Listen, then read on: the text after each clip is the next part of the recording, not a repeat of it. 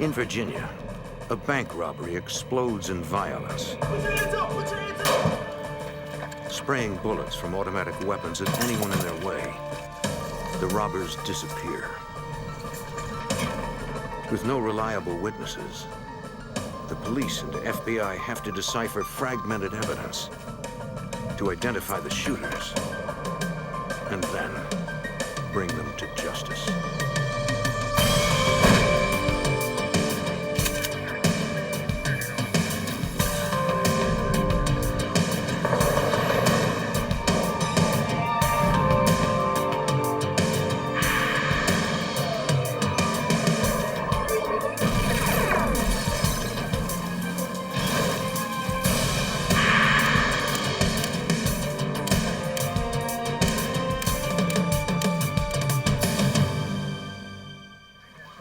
Despite what you see in the movies, most bank robbers come in quietly, pass a note, and slip away.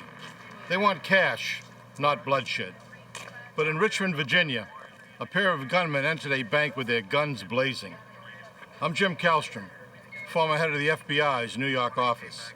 The raw violence of the crime shocked even the most seasoned investigators, who vowed to catch them before they struck again.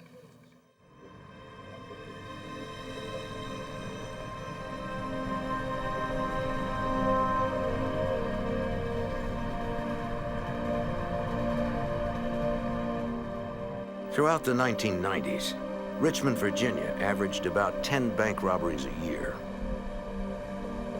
Prior to 1997, not one of them was fatal.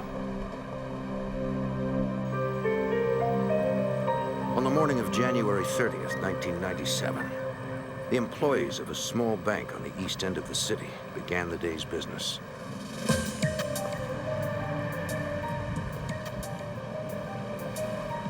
"23-year-old Christine Edwards, one of the bank's tellers, arrived for work.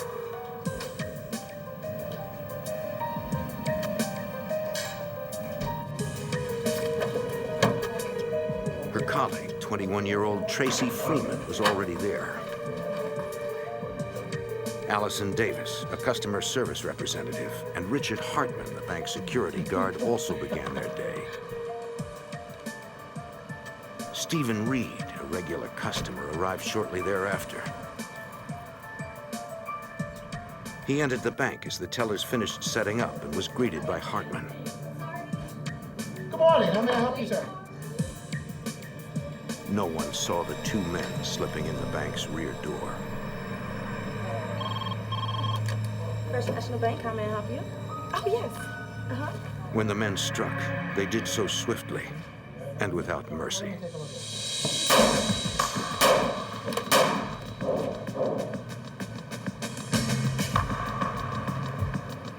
"80 yards away, Richmond police officers Michael Webb and Dave Martin were at a convenience store getting coffee for their morning shift. Hey! Something's happening to the bank. Where? I heard gunshots in the bank. The bank. About a block The bank down? right up the street. Excuse me, back up. As the officers responded, Richmond Dispatch ordered backup units to the scene. 16 respond. 929, 116.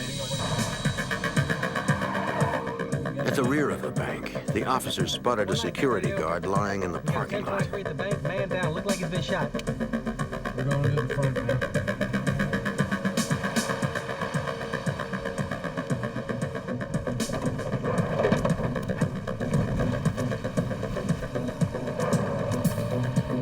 Officer Martin guarded the front as Webb went to check on the guard. He was still alive. Barely. Webb called for an ambulance. 119 EMP now. Then, two armed men emerged from the bank. Stop! 119, 10-5 to 119W. Going all right. Shots are being fired, Yates. Webb emptied his clip. The officer knew he was pinned down and outgunned. They stopped shooting, I stopped shooting, and I just knew these two guys were gonna come each side of the vehicle after me. I changed magazines and sat there and waited for a couple of seconds. but the gunman never came for him.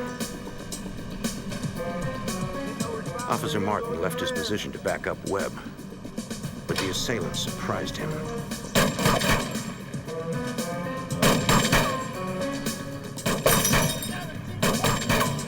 With only a service weapon, Martin was outgunned, which allowed the robbers to get away from him.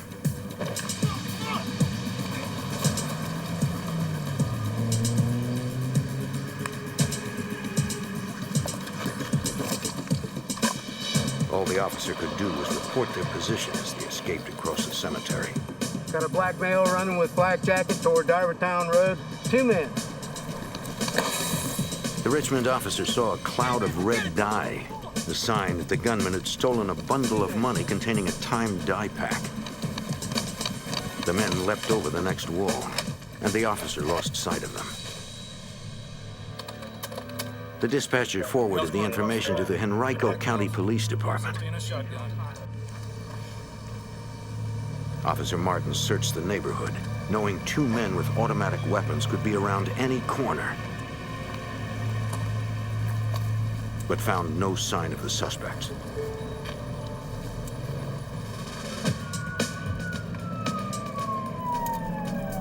.233 radio.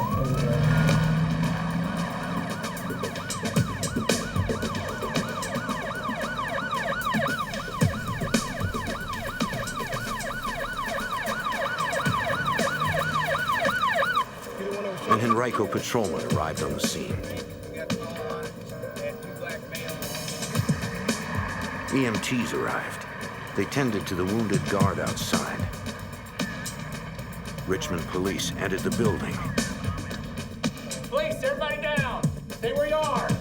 Looking for any other gunman that might still be inside, and to check the condition of the other employees. One teller down over here on the left. They found 2 tellers, both shot. It's okay. Come on out, man. Come on, everything's fine. Allison Davis had taken cover. Well, come with me. She okay? Everything's okay. She was not injured, but paralyzed with fear and taken to the hospital for evaluation.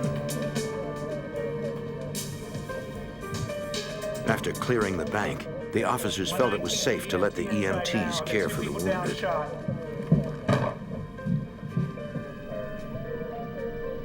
For teller Christine Edwards, it was too late. It's gone. Forensics responding. Today SWAT and forensics responding. Supervisors for control. Okay. Tell me where it hurts. Tracy Freeman, in severe shock and bleeding heavily, was stabilized and rushed to the hospital. All right. Along with Richard Hartman, the security guard.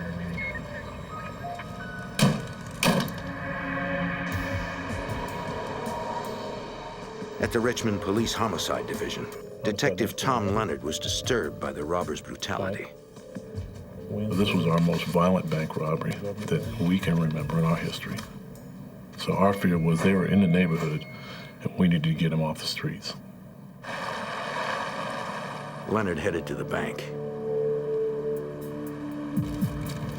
Officers collected items dropped by the robbers when they fled, including a Lorson 380 semi-automatic handgun and the clip to a Tech 9, another semi-automatic weapon.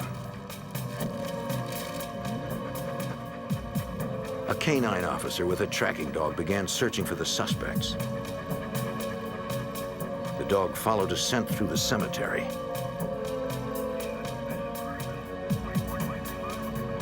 On Art Avenue, the dog lost the trail.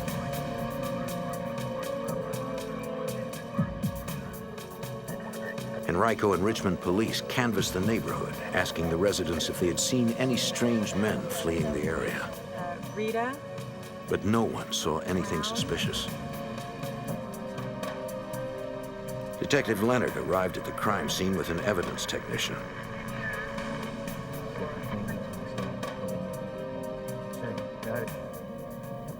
We immediately shut down that bank, and the only people that were inside the bank was myself and forensic people. So as we went through the bank looking for forensics evidence that we could pick up and look at, we found a lot of spent shell casings which were fired. We had some that were unfired. Those shells were 9mm, likely used in the Tech-9. Behind the teller's counter, investigators found a backpack, apparently left by the robbers. Inside was a piece of green tablecloth, a bottle of charcoal lighter fluid, a box of matches, and a note reading, "Please wait 5 minutes." We couldn't figure out what that was all about.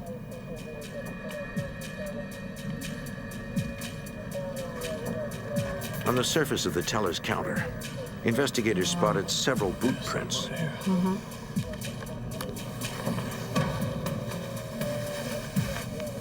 They preserved each print with tape, which they would later compare with footwear collected from potential suspects.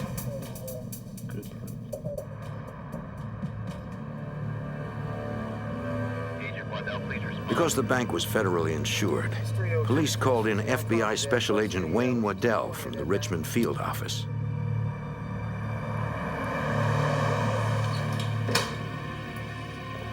Let's go ahead and see what we can get on this, Tom. At the bank, he and Detective Leonard checked a videotape that had recorded several surveillance cameras simultaneously. But there was a problem. Oh man, Tom, look at that. We got a problem. Something caused the film, in our opinion, to not be working correctly. It went one camera to another camera to another camera, and you were getting different angles from the front door, the rear door, and from different teller positions. They would need to make still photos from the individual frames to get any useful details. Special Agent Eduardo Alford joined the investigation. He knew the FBI would not stop until the gunmen were captured. I'm sure if you talk to every person that was involved in this investigation, they would tell you the same thing. They wanted to stay on this case around the clock, which essentially is what happened.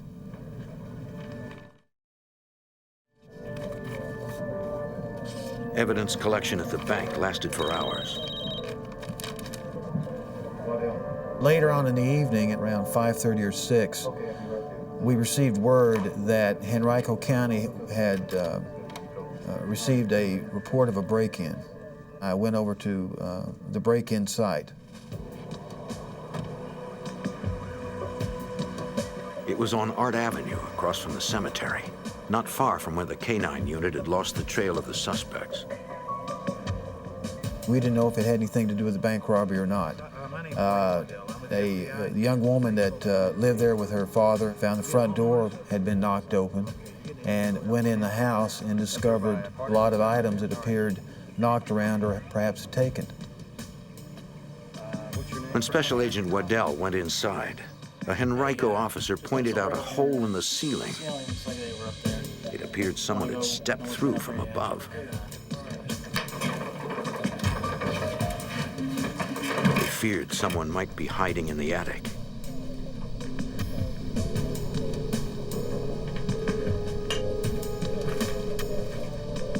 No one was there. They searched for evidence. Investigators found a pair of boots. They also found a backpack and a coat.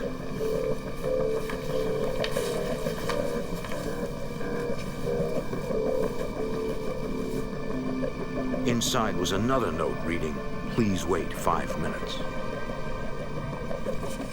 They also found another green tablecloth. Red dye, like that used in bank dye packs, covered many of the items. So we absolutely felt that there was a connection between the house break-in and the bank robbery. But they didn't know how the two crimes were related. We had no idea why the bank robbers would come to that house. Was it an opportune moment? Did they know someone there? Was there something that drew them there? Was it happenstance? We had no idea. We interviewed the owner and his daughter and the daughter's boyfriend, And you interview these people because what are these bank robbers, what are these suspects doing in your house? And we're trying to find, is there a link or is there not a link? Diamond brand? The residents were equally confused. They reported that whoever broke into the house stole some men's clothing, suits and jackets. During questioning, the boyfriend acted nervous and claimed he had no information to add. About what time did you get here? At the hospital, a Richmond detective sought out the wounded victims who could provide eyewitness accounts. Yes, ma'am. But he was unable to see anyone. The two wounded survivors were still in surgery and could not be interviewed. Allison Davis, the customer representative who had escaped injury under her desk, was so distraught she had to be heavily sedated. Stephen Reed, the customer inside the bank, had been grazed by a bullet and had come to the emergency room on his own. But he was also of no help. He had Alzheimer's disease and could not remember any useful information. By the end of that first day, we still had nothing more than what we had to begin with. So we knew there was going to be a ways to go. It was going to be a tough case. In Richmond, Virginia, two armed bank robbers escaped with $10,000 cash, leaving two employees wounded, and 23-year-old teller Christine Edwards dead. The community was stunned, as was Assistant U.S. Attorney Nicholas Altamari. This girl was an angel. And these guys, they just walked into the bank without a word spoken and shot her dead. It's sick. Determined to find her killers, Richmond homicide detective Tom Leonard and FBI Special Agent Wayne Waddell had to pursue the case without the benefit of eyewitness accounts. The problem with the employees and the customer that were in the bank is they were all traumatized. We actually could not talk to any of them for several days. The detective tried to interview Allison Davis, the customer representative who had taken cover under her desk and escaped injury. But she was too traumatized by the ordeal. Yes, I'm Detective Richmond. Hospital staff had to sedate her, and she was unable to speak. All means 30 seconds. There were no witnesses available to tell investigators what actually happened inside the bank. All they had to understand those events was a flawed videotape of the surveillance cameras, according to Detective Tom Leonard. That really caused us a problem trying to piece things together because we were missing little bits and pieces of the video, so you didn't get to see the whole robbery occur like you normally would. Working with still photos captured from the surveillance video and records of the physical evidence recovered from the bank, the investigators pieced the crime together moment by moment.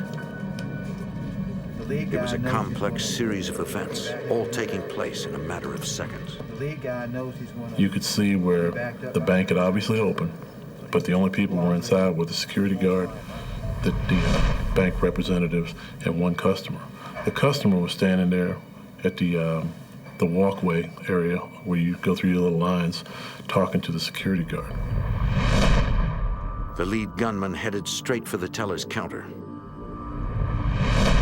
The first guy bypassed the security guard without even looking at him, without even noticing him. In our minds, we realized the front guy was not worried about the security guard. He knew that the second guy was going to take him out. In the photos, investigators saw the second robber pointing the Tech-9 at the guard. The first robber reached the counter and shot both tellers, killing one. Crack that weapon, and he walks all the way down here. Ballistics testing showed both were shot with the Lorsen 380 recovered outside the bank. Going over the counter. A bullet hole behind the customer representative's desk showed the gunman turned and fired at her, but the shot missed. Investigators noted the unfired 9mm rounds found on the floor. This suggested the Tech-9 had likely jammed, and the gunman ejected rounds trying to clear it. I think when she was... The photos revealed there was a brief standoff. While the second robber tried to clear his Tech-9, the first attempted to shoot the guard with a Lorsen. But that gun malfunctioned too. The Lorsen 380 recovered outside the bank was found with a jammed cartridge. When the guns jammed, the customer, Stephen Reed, fled, followed by Richard Hartman, the guard. Unable to clear the Lorsen, the lead gunman pulled an AR-15 assault rifle and followed them.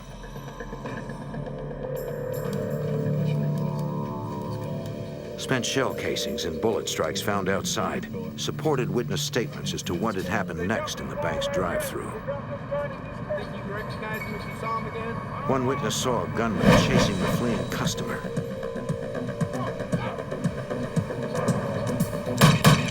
He grazed his arm. The guard tried his best to stop the killer, but was struck by multiple rounds.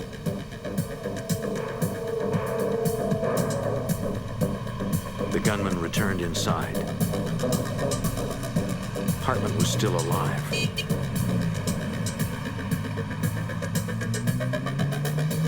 The witness watched as he entered the rear of the bank.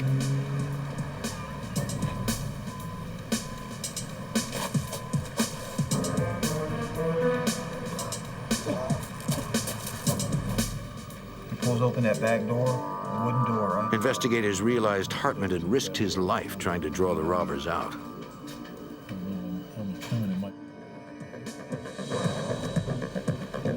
The robbers loaded a backpack with money, including one bundle that contained a dye pack. The guard approached, fired, but missed.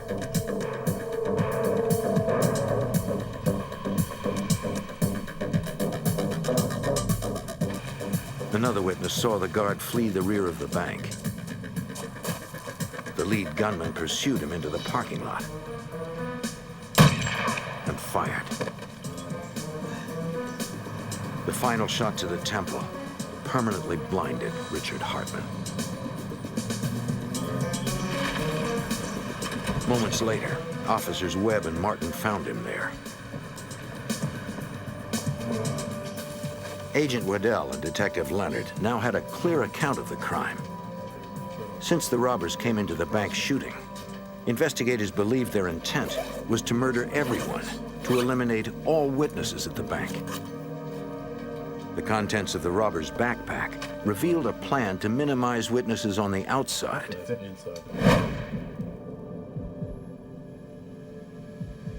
The tablecloths and the note were, I think, to be put over the doors to ward off anyone coming up to the bank. Give us 5 minutes, we're still cleaning. Give us 5 minutes, we're not ready to open up yet. Something like that. With the bank to themselves, the robbers could take their time. The piece of evidence that disturbed investigators the most was the lighter fluid. They believed the robbers were planning to use it to set the bank on fire as they left.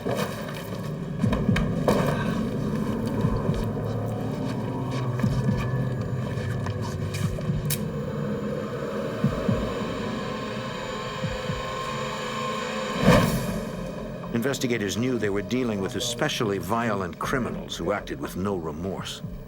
We needed to get them off the streets. Our fear was these people were going to get out into the community and commit some more murders because they'd already been bold enough to come into the bank and start shooting people. And we'd have to gunfight with these people to try to catch them later. And the criminals were well armed. They still had an AR-15, the civilian version of the military's assault rifle, and a Tech-9, a 9mm semi-automatic pistol. The one weapon recovered, the murder weapon, was a Lorsen 380 semi-automatic. A records check revealed it had been stolen weeks earlier. Investigators released details of the guns to the press and asked for the public's help in tracking down the weapons. It worked, according to Assistant U.S. Attorney Nicholas Altamari. We got lucky. We got very lucky. There was a person who was out there that overheard a woman that she worked with say that she thought that her husband sold those weapons. The FBI and the Richmond PD followed up on that lead and in fact did locate a gentleman who was a legitimate and licensed gun dealer. At first, the dealer was reluctant to talk to authorities. He didn't want to incriminate himself by admitting that he might have sold weapons used in a murder. After agents assured him he could not be held liable since the guns were sold legally, he admitted he had sold a Tech-9 and an AR-15 a few days before the robbery. Yeah, I got it all right here. He located the ATF forms filled out by the purchaser. Investigators now had a name to move on. The gun dealer told us that he had sold the weapons to Jermaine Sims. And we got hold of all of the units, all the guys working the case. Everybody was out trying to locate him. They finally ascertained that Sims was out of town. While the search for Sims continued, investigators kept following their only other promising lead, the Art Avenue house that the robbers had broken into. We started checking everything we could find out about the owner and his family. The girl that lived there had a boyfriend. We started checking him out. So we started from scratch with just basically an investigation on every person in the house. The boyfriend, who had acted nervous during interviews, consented to a polygraph test. The polygraph examiner asked questions about the robbery and murder, while Special Agent Waddell observed. After an hour of questioning, the polygraph results were inconclusive. Did you rob that bank? The boyfriend could not be eliminated as a suspect. Special Agent Waddell knew he needed to re-examine the house and went back with a search warrant. This time, he returned with an FBI evidence response team. He was determined that a more thorough search would reveal a connection between the bank robbery and the break-in. The ERT technicians scoured the attic. Got 2 guns here, 2. Behind a wallboard, they found a Tech-9 semi-automatic pistol and an AR-15 assault rifle, precisely the type of guns used in the crime. They were still loaded, and their serial numbers were intact. Special Agent Waddell proceeded to check if these were the same guns purchased by Jermaine Sims. We wanted to verify that they were in fact the weapons that had been bought from the gun dealer and used in the bank robbery. So we called back to the office. We read off the serial number, make, and model of these weapons, and they were compared to the ATF firearms form. They were the same weapons. A ballistics expert compared slugs recovered from the bank to slugs fired from the recovered AR-15. They matched, connecting that weapon to the fatal bank robbery. It seemed certain that Jermaine Sims had indeed bought the weapons used in the robbery and murder. Now, the FBI and Richmond police needed to find him.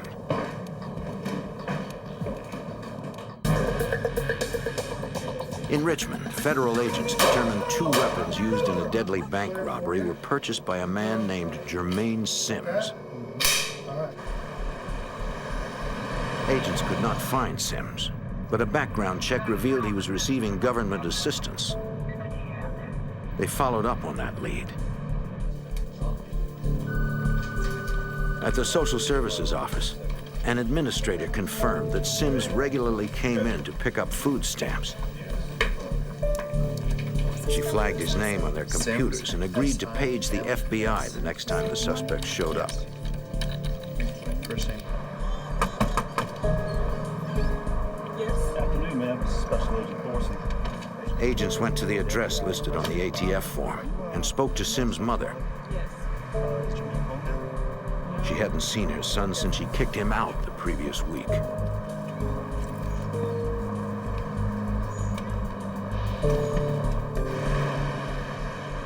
Days later, Richmond agents received a page from the Social Services Agency.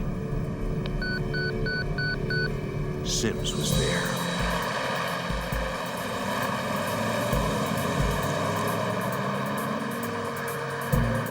Okay, well. It's just a matter of pulling your check up. And The administrator stalled Sims until the agents arrived.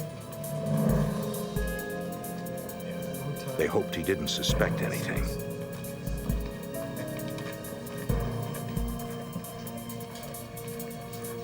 When the agents arrived, the suspect seemed calm.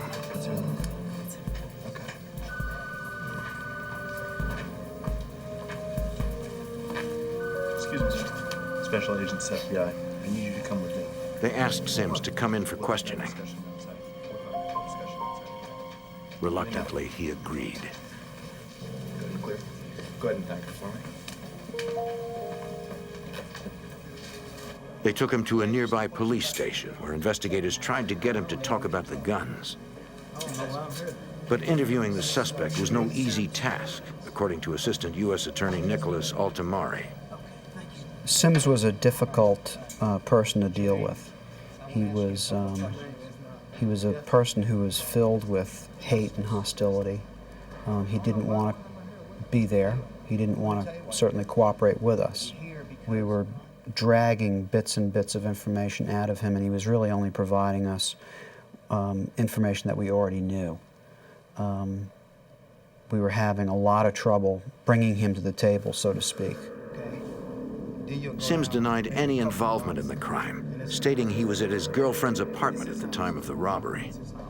Who lives there with him? Over several hours, Altamari kept pressuring him until finally Sims admitted he had bought the AR-15 and the Tech-9 with the intent to sell them later for a profit. He said he stashed the weapons at a friend's house, a man named Ra, but claimed he couldn't remember the address. A street called Main Street. Instead, he gave directions. Now, who else is this guy, Rob? The interview continued while Special Agent Wayne Waddell tried to confirm Sims' story. Sims told us where this house was located and described the house to us. We went to the locations. We could not find the house. Determined, Altamari confronted Sims with his deception. Do you think you're dealing with a bunch of amateurs here? But Sims maintained his story that he still knew nothing about the bank robbery. You've already told me that. By then, authorities had located Sims' girlfriend, who supported his alibi. But investigators had strong evidence connecting him to the crime. You're going to jail for the rest of your life. He was informed that he was under arrest for bank robbery.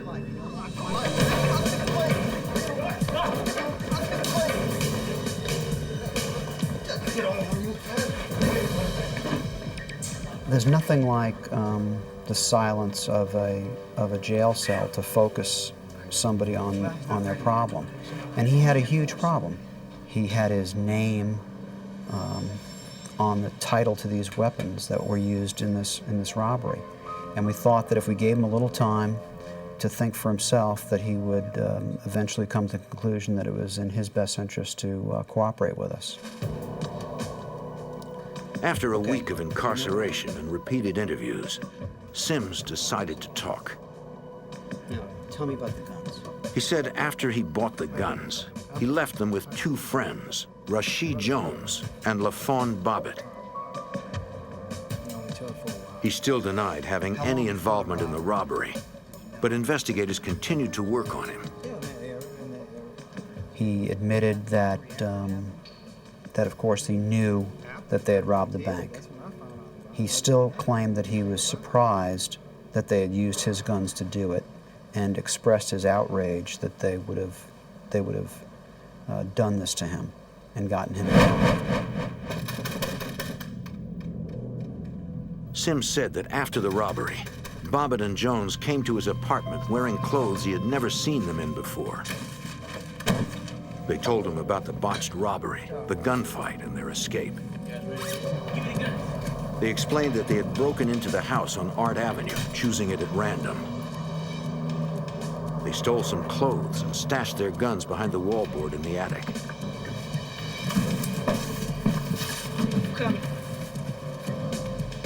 As they were leaving, Jones accidentally stepped through the ceiling.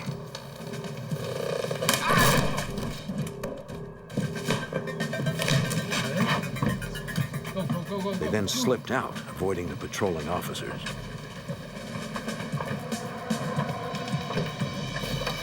They had the money with them, but it was stained red from the dye pack. Police records revealed that LaFawn Bobbitt had 11 prior convictions and was free on bond from charges related to grand theft auto. Rashid Jones had 7 prior convictions, including grand larceny, and was on parole. Investigators reduced the charge against Sims from bank robbery to conspiracy. Now, with the identity of the killers in hand, the real chase could begin. After a 1997 bank heist that left one teller dead, Richmond, Virginia authorities believed they had identified the gunmen as LaFawn Bobbitt and Rashid Jones.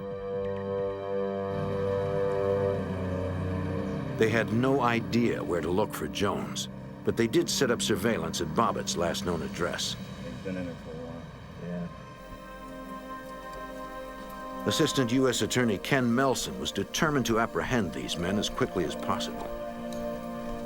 We had to get these 2 cold-blooded killers off the street as soon as we can, so we would eliminate the possibility that they could do the same thing again and someone else would get killed. And yet we had a lot of work to do collecting the physical evidence, getting it analyzed by the lab. They needed more time to build the federal case, but could not afford to have 2 killers on the loose. Prosecutor's office in Henrico County to charge Bobbitt with the burglary, the breaking and entering of the Art Avenue address. With respect to Jones, he was in violation of his parole, so we got a warrant for a parole violation. Special Agent Wayne Waddell received the go-ahead to bring in the fugitives on those charges. We had 2 agents watching LaFawn Bobbitt's house. The 2 agents were Paul Messing and Eddie Alford. Call Waddell. And we finally get authorization to arrest LaFawn Bobbitt. I get hold of Messing and Alford. They tell me that Bobbitt has just left his house. All right, thank you. The agent told the surveillance team to follow Bobbitt, then headed off to back them up.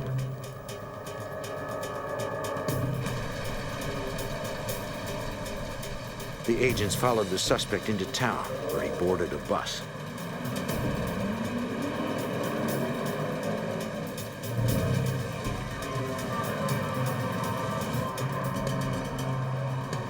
They kept in contact with Special Agent Waddell, updating him on their location. 302, 304. Soon, Waddell caught up. They decided to arrest Bobbitt at the next bus stop. Bus is right in front of me. All right, 10-4, I'm getting ready to come around you right now.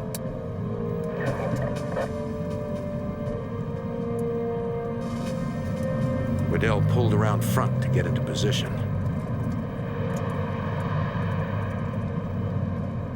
The other agents pulled in behind.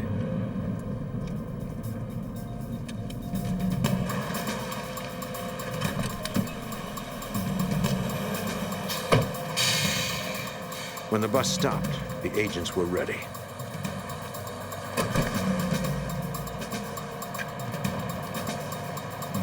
Come on, Bob, if you're under arrest for parole violation, put your hands up. Within moments, suspect LaFawn Bobbitt was in custody. Investigators executed a search warrant on Bobbitt's home. In his bedroom, they discovered a manual for a .380 Lorson pistol, the same model used in the murder. They also found several spent .380 shells. For FBI Special Agent Eduardo Alford, this circumstantial evidence suggested it was Bobbitt who fired the fatal shot. It was actually the weapon that one of the tellers was killed with. Finding that shell casing was very helpful as far as determining which one of the subjects or suspects might have had possession of this weapon on this particular day. The FBI lab identified Bobbitt's fingerprints on items left at the bank by the robbers. The first evidence directly linking him to the crime. Technicians at the FBI's Question Documents Unit compared the boot impressions found at the bank with boots recovered from the Art Avenue house and from Bobbitt's home. One of the latent footwear impressions was consistent with a boot that was left at the Art Avenue address. Another latent was found to be consistent with a boot found at Bobbitt's house at a later search. And so that circumstantially, again, not conclusively, but circumstantially placed Bobbitt and his apparel in that bank. The boots found in the attic likely belonged to Bobbitt's alleged partner in the crime, Rashid Jones. Federal prosecutors now charged LaFawn Bobbitt with the bank robbery and murder, but investigators still needed to find Rashid Jones. 3 months after the crime, authorities received a tip from a store clerk. He reported a customer had attempted to pay with dye-stained bills. The clerk refused to accept them. Mr. Jones had been in that particular area in the south end of Richmond trying to exchange some of this money. So the Fugitive Task Force pieced that information together, and they were really able to hone in on that particular area based on the proximity of this particular merchant store. The FBI focused on that neighborhood, working all of their contacts. The effort paid off. The information that came in was from just a reliable source of information. Somebody that was aware of this crime and knew Mr. Jones and was able to pinpoint a location of where he was hiding. Jones was staying in a run-down apartment building frequented by transients. Agents were able to obtain the cooperation of a man living there. The arrest was planned for 5 a.m. when Jones would likely be asleep. They called the location and spoke to their contact inside. He said Jones was there, sleeping, and he had a gun. The contact also warned there were other people in the apartment, and most of the lights did not work. As the arrest team approached the building, they went through a final briefing, reviewing photos of their target. They anticipated a dangerous confrontation.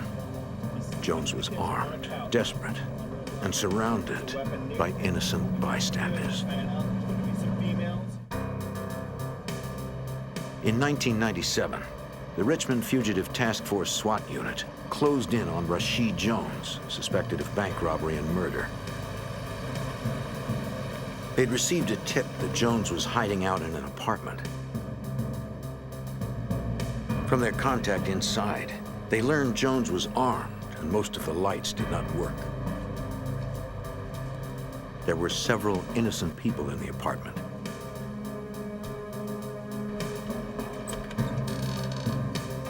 The building was dark and foreign, complicating an already difficult challenge in which SWAT had to take down an armed fugitive while protecting innocent bystanders.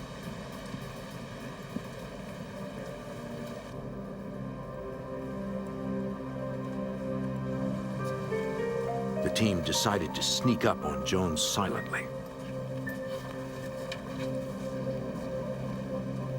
They hoped he had not been tipped off.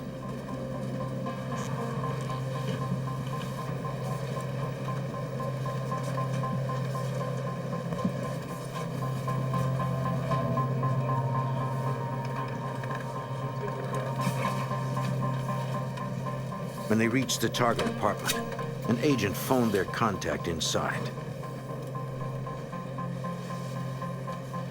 FBI, we're here. The contact was escorted out of the building.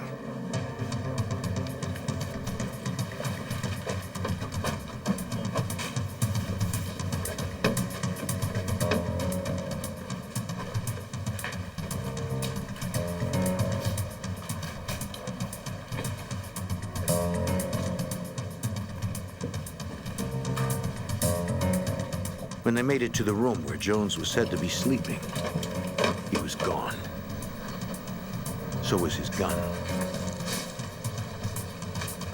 Tension mounted as SWAT began searching the rest of the apartment.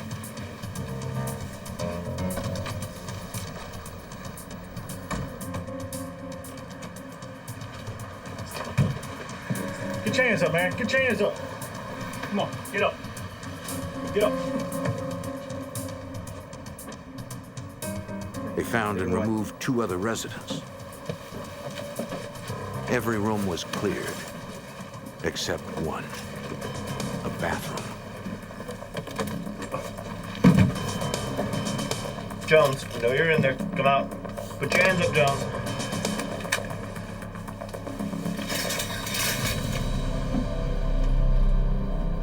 That's him. Let's go. To the team's relief, Jones was unarmed and surrendered without a fight. The manhunt was over. Get on, sit up. Agents searched for his weapon. They discovered it in a closet, its firing pin broken. Had the gun been functional, the arrest might not have gone so smoothly. Jones was immediately charged with probation violation and later for the bank robbery. On February 25th, 1998, the trial of Rasheed Jones and LaFawn Bobbitt began. But it would not be an easy case. Assistant U.S. Attorney Ken Melson and his prosecution team were unable to use any of the people in the bank as witnesses. None of them could really testify for us because the guard was blind as a result of being wounded. One teller was dead. Another one had never had the opportunity to even turn around to see anything. And a third employee was unable to testify because she didn't see anything. She was under a desk during most of the robbery. Melson found a way to deal with the lack of witnesses by commissioning a digital recreation of the crime. We had to stand in for them digitally and show the jury what happened inside that bank. We were the witnesses' voice to the jury during the trial so that they could be involved and experience the agony of the victims, experience the moment of the bank robbery. And that would give them not only the true feeling of what went on in the bank, but the true carnage and intent of the defendants. After hearing 6 days of testimony, the jury convicted both gunmen on all charges. Assistant U.S. Attorney Nicholas Altamari. In the trial, they sat there smug as all get out. And it wasn't until after they were convicted that you could really see them start to worry, because then it was about them. Then they were worried. Bobbitt and Jones were each sentenced to life in prison without the possibility of parole. Jermaine Sims, who purchased 2 of the weapons used in the robbery, was convicted on conspiracy, accessory before the fact of murder, and several weapons violations. He, too, was sentenced to life without the possibility of parole. As the victims and their families continue to heal, they and the city of Richmond know that Jones, Bobbitt, and Sims will never be a threat to anyone again. 2 deadly fugitives are on the run from justice. Authorities follow an electronic trail and chase the escaped convict and his partner from state to state. The suspects are moving fast, determined to avoid capture. The police and FBI must track them down before they take another life.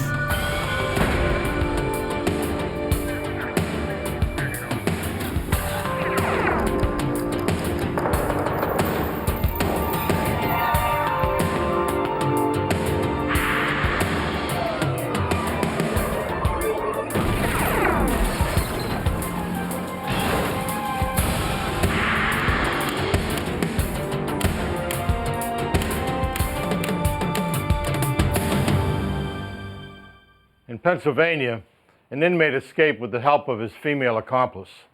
Following a trail of fraudulent credit card receipts and death, authorities tracked the pair, but always find themselves one step behind. I'm Jim Kallstrom, former head of the FBI's New York office.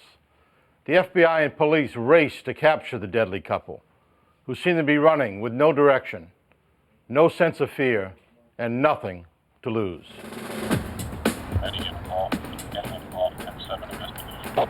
10-7 investigation, Eddie and Bo. September 25th, 1993. Friends of 74-year-old Guy Goodman contact the Palmyra, Pennsylvania police. They're concerned because they have not heard from him in over a week.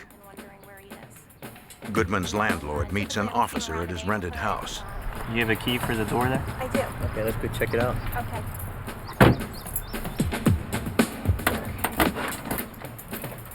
You just want to step back there? All right.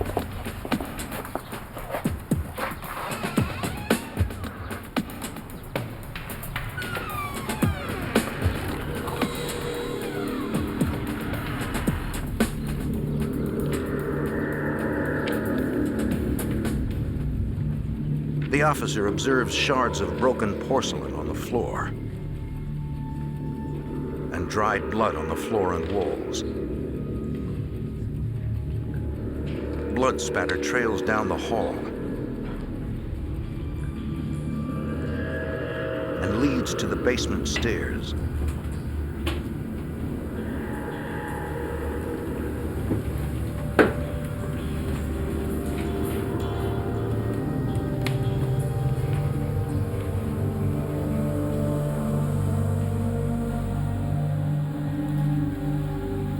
In a storage room, he discovers a body. The officer calls for assistance. Headquarters, code 3, requesting backup. Unit 1833, go ahead. Detective Paul Zeckman of the Lebanon County Detective Bureau takes the lead in the investigation. Affirm, go ahead. 10-4, I'll be en route to that location. The countywide bureau helps township police departments with major crime investigations.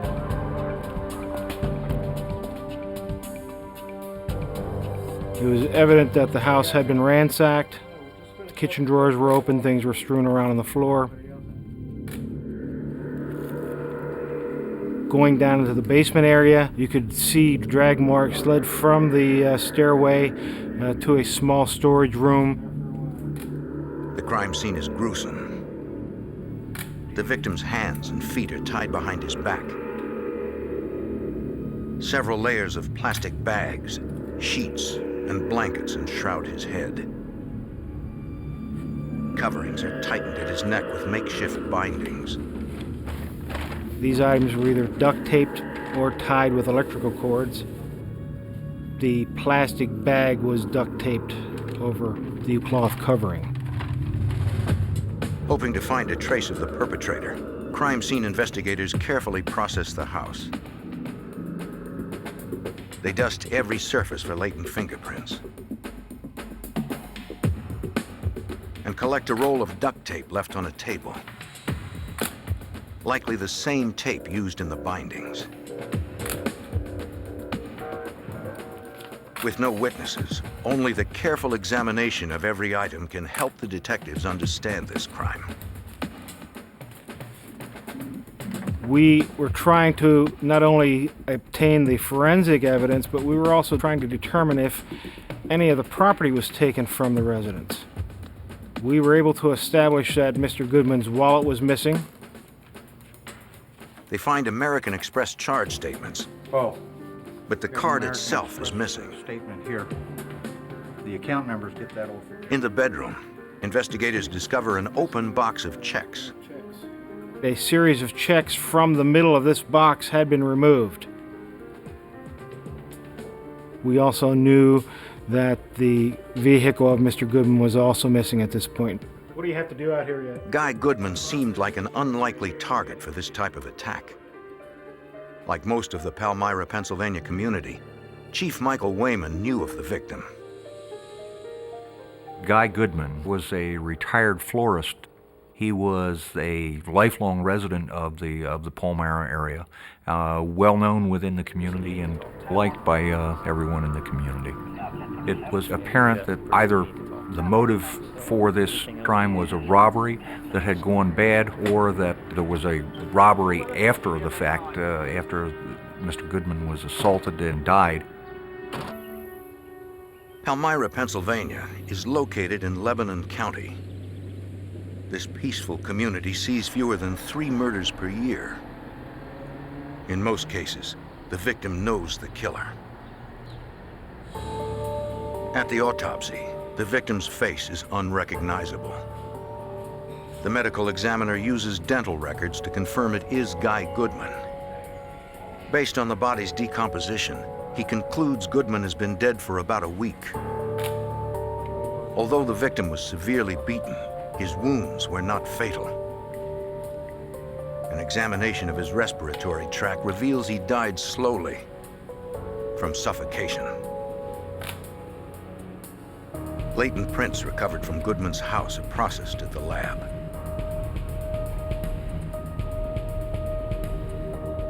Examiners check the prints against local arrest records and find a match.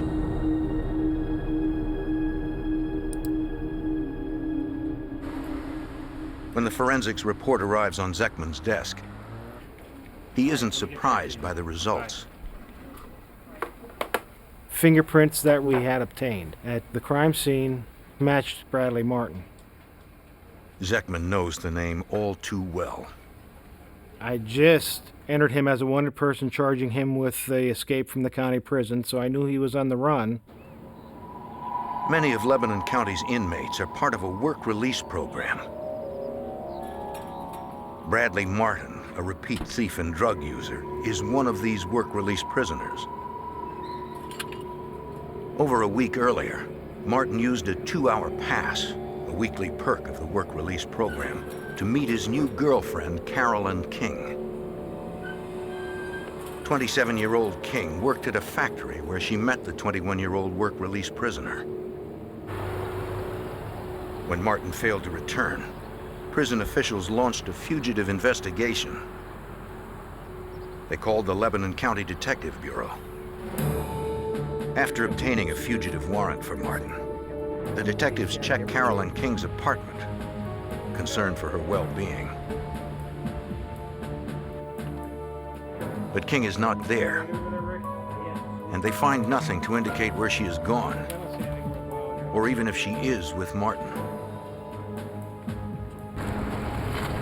The detectives entered Martin in NCIC, the National Criminal Information Center.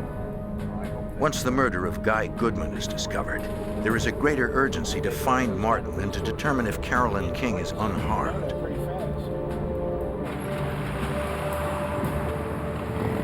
The detectives interview Martin's friends and co-workers. What they learn surprises them. Through interviews, we were able to establish that Bradley Martin and Carolyn King were together several days after Guy Goodman was murdered. We were able to establish that they were together in the Palmyra area, and then it was just blank.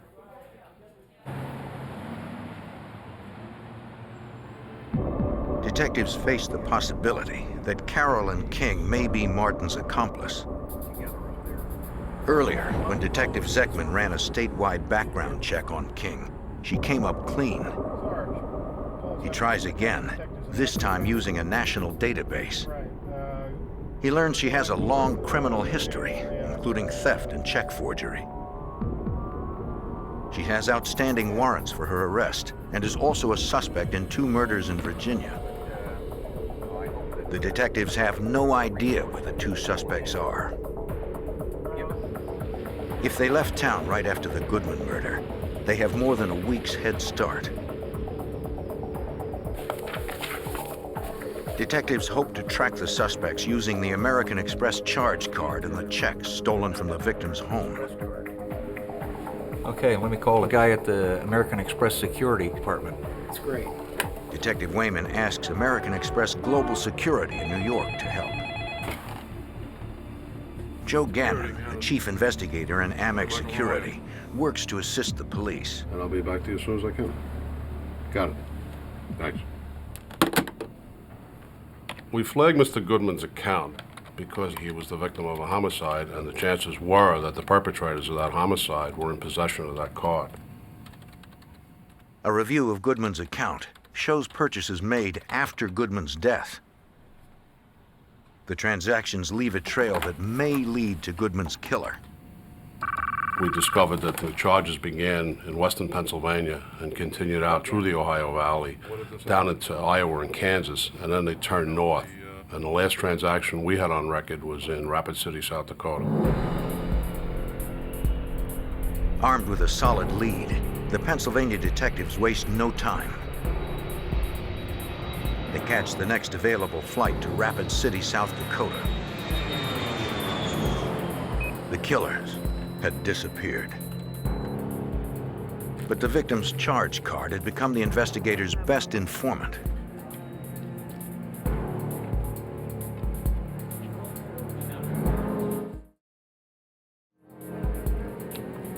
Police hope the trail of surfacing transactions will lead them to the murderers.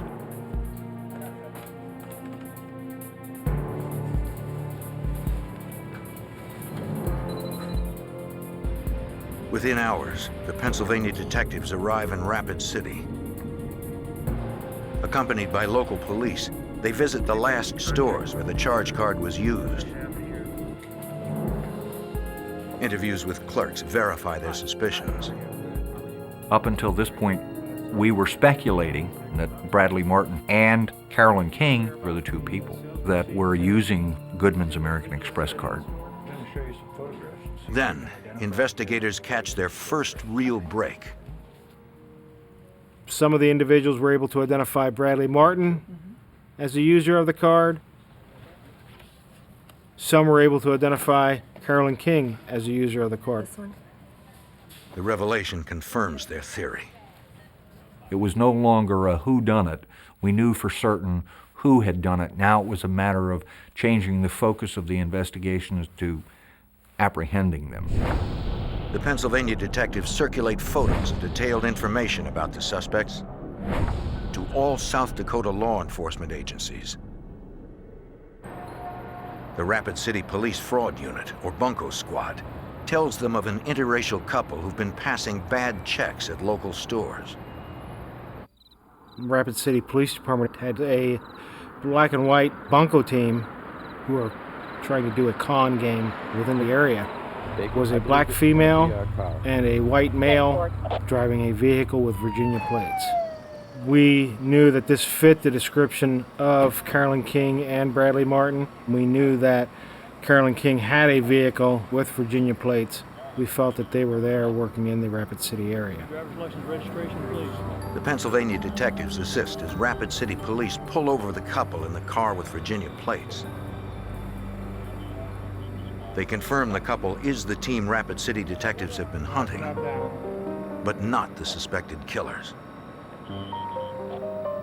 The black female and the white male were in fact not Martin and King. They were just simply another couple that matched the description and who were doing their own criminal activities. American Express informs the detectives there have been no new charges in over a week. The investigation appears to be back at the beginning with no leads. Okay, what I can do for you is give you... But King and Martin are having trouble using their murder victims' out-of-state checks. Let me get my manager for you, ma'am. They need another source of cash.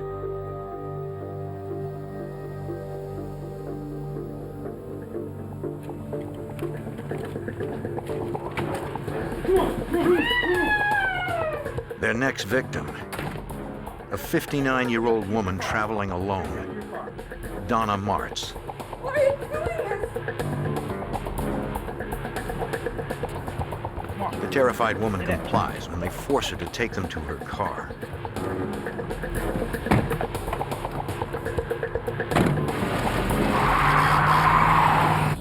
The next day, the Pennsylvania detectives learn that someone passed several of Guy Goodman's checks in North Dakota. The bank had cleared checks written in a number of locations in the Bismarck, North Dakota area. This supports the detective's theory. They had used the credit card. Now they were utilizing the checks stolen from Guy Goodman at the time of his homicide that further validated that they had to have been the persons who committed the homicide. Detective Allender, please. Zeckman phones authorities in Bismarck from the road.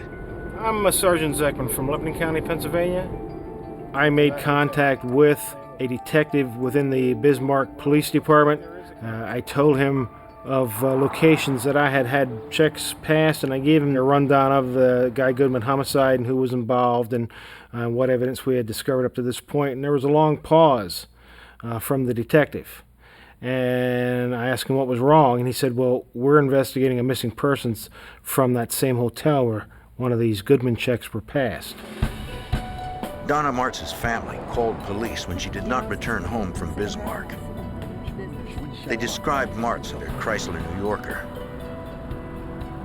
Police comb Bismarck for any sign of Martz or her car, but find nothing. The detectives fear Martin and King have grabbed Donna Martz. The case has a new urgency. A woman's life is at stake. Police investigate the death of 74-year-old retired florist Guy Goodman, who was severely beaten, then murdered in his rural Pennsylvania home. Investigators determined that the victim's charge card and a book of checks were stolen.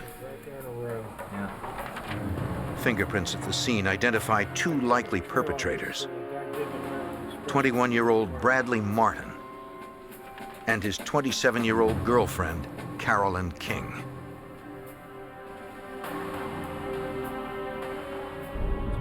Pennsylvania detectives Paul Zeckman and Michael Wayman follow the pair of fugitives to Bismarck, North Dakota, and learn authorities there are investigating the disappearance of a woman from the same hotel where one of Goodman's checks was passed. Donna Martz, a traveling tour guide for an interstate bus line, was last seen at the hotel where the suspects were staying.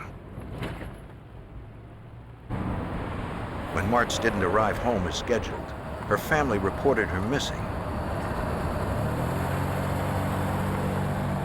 Local authorities issue an APB on Martz's Chrysler New Yorker. The Bismarck FBI joins the case, led by Special Agent Craig Welkin. The FBI and the North Dakota Bureau of Criminal Investigation set up a task force which was joined by other agencies, including the Bismarck Police Department and the local Sheriff's Department. When the Pennsylvania detectives arrive in Bismarck, they share the information on the fugitives that they gathered over the past week. They became an integral part of the task force on this case.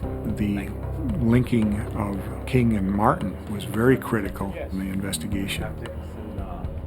With potential suspects identified in the abduction of Donna Martz, the task force still struggles for viable leads. They continue to search the hotel. We spoke with the clerks at the hotel in Bismarck where Donna Martz was last seen. And they were able to tell us that Bradley Martin and Carolyn King had stayed at the same hotel. Hotel personnel also recall that around 9 a.m. on September 26th, King and Donna Martz were only a few feet apart.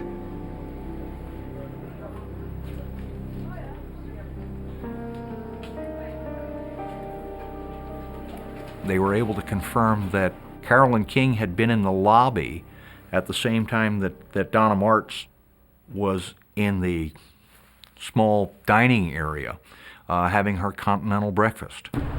No one noticed Martz leaving the hotel with anyone, but investigators fear she's been kidnapped. Now they need to find out where the fugitives went next.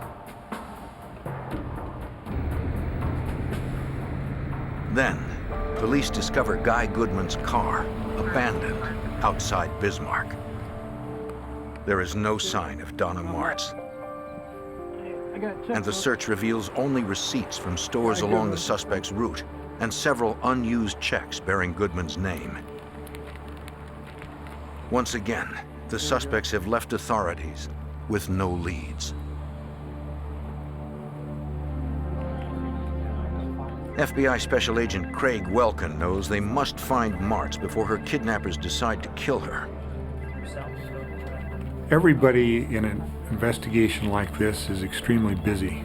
Lots of information coming in, including information that really is extraneous, but you don't know that at the time. So there's a lot of sifting and sorting of information, a lot of trying to prioritize and make sure that your primary emphasis is in the right direction to recover the victim alive and well and apprehend the suspects. Sleepless hours pass with no leads. Then, a break. Working with Donna Martz's bank, detectives learn her credit card was used in a shopping mall more than 100 miles away. She had no relatives out there. There was just absolutely no reason for her to go that way. The MO matches that of Goodman's killers.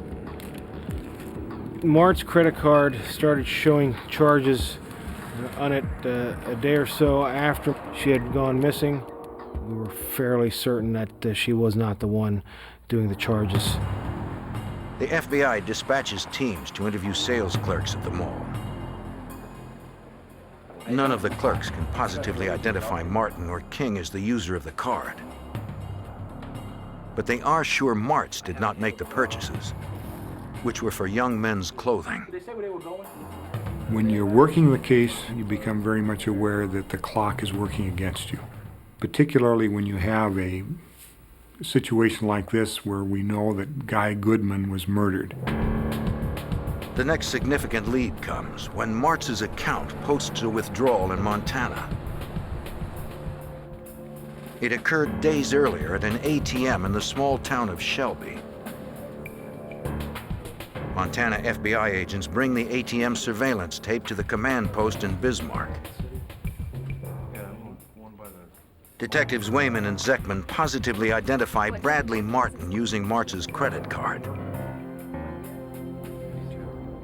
It is the first definitive proof linking the suspects to Donna Martz. The tape confirms Martin and King traveled west, but there is still no sign of Martz. The evidence is building. Yet investigators' main concern is not prosecution, but finding Donna alive. And although we had an ideal that they were heading in a general direction of west, they could change that direction at any time. So it was very frustrating because we felt that there was a short time frame in which, if Donna Martz was still alive, that we would be able to apprehend them and save her. Special Agent Welkin knows they must speed up the process of tracking the victim's credit card usage. I contacted Ben Patty, a retired FBI special agent who was employed by a major credit card company issuing Donna Martz's card. At Visa's San Francisco headquarters, International Fraud Control Director Ben Patty agrees to help. Normally, when a cardholder uses their credit card, that bank that issued the card will not see that transaction information for 2 to 3 days. That's when it's posted, and the bank would then know where the transaction occurred. Craig Welkin was really wanting to find out when the card that belonged to Donna Martz was used in real time, which we could not do with the systems as they were at that time. To locate the suspects the instant they use the card, Visa must create a complex reporting system for a single credit card. But Donna Martz's life is on the line. We contacted the systems people in the computer center and explained to them what we wanted. They said, okay, we'll go into our systems, make the necessary changes in the mainframe computer so that this specific cardholder number could be captured as it came through our systems. The programmers estimate it will take at least 24 hours to create and implement the new program. FBI agents hope that the computer program will finally put them closer to the murder suspects and to Donna Martz before she, too, is killed. The coroner for Lebanon County, Pennsylvania, determined that retired florist Guy Goodman was savagely beaten and then slowly suffocated to death. His face was unrecognizable at the autopsy. The suspects, 21-year-old Bradley Martin and 27-year-old Carolyn King, have more than 20 felony convictions between them and are now fugitives on the run across the heartland of America. Authorities believe the couple is holding their latest victim, Donna Martz, captive and using her credit cards. The last charge was recorded in Montana. The FBI and police from across the country are in pursuit, tracking the suspects through the victim's credit card usage. Investigators remain one step behind. Led by Special Agent Craig Welkin. That was due to the flow of the information from the merchants to the credit card company, and then when that information was actually available from the computer database. In 1993, banking computers take days to post each transaction. Investigators await a new Visa program that will trap any activity on Martz's card. Pennsylvania detective Paul Zeckman chased the pair from the beginning of their flight. It was very frustrating being days behind locating places that Martz's credit card had been used, because we knew that, number one, this couple had killed Guy Goodman. We knew that Donna Martz potentially was going to be the next victim if she had not already been killed. There was nothing we could do more than what we were doing to try and locate them and stop this from happening. Investigators try to estimate where the suspects will go next. They alert all law enforcement agencies on the suspects' possible routes. They post descriptions of the suspects in their vehicle in the National Crime Information Center's nationwide database. We entered both Bradley Martin and Carolyn King in NCIC. They were also entered in as kidnapping suspects. In addition to that, regional messages had gone out to all the police departments to be on the lookout for Donna Martz, Carolyn King, or Bradley Martin. If any police force in the country runs into the couple, the Bismarck Task Force will be notified. To further increase their chances, investigators fax descriptions of the suspects and the victim to police agencies along Martin and King's likely routes. But there are no incoming leads beyond the sporadic credit card purchases.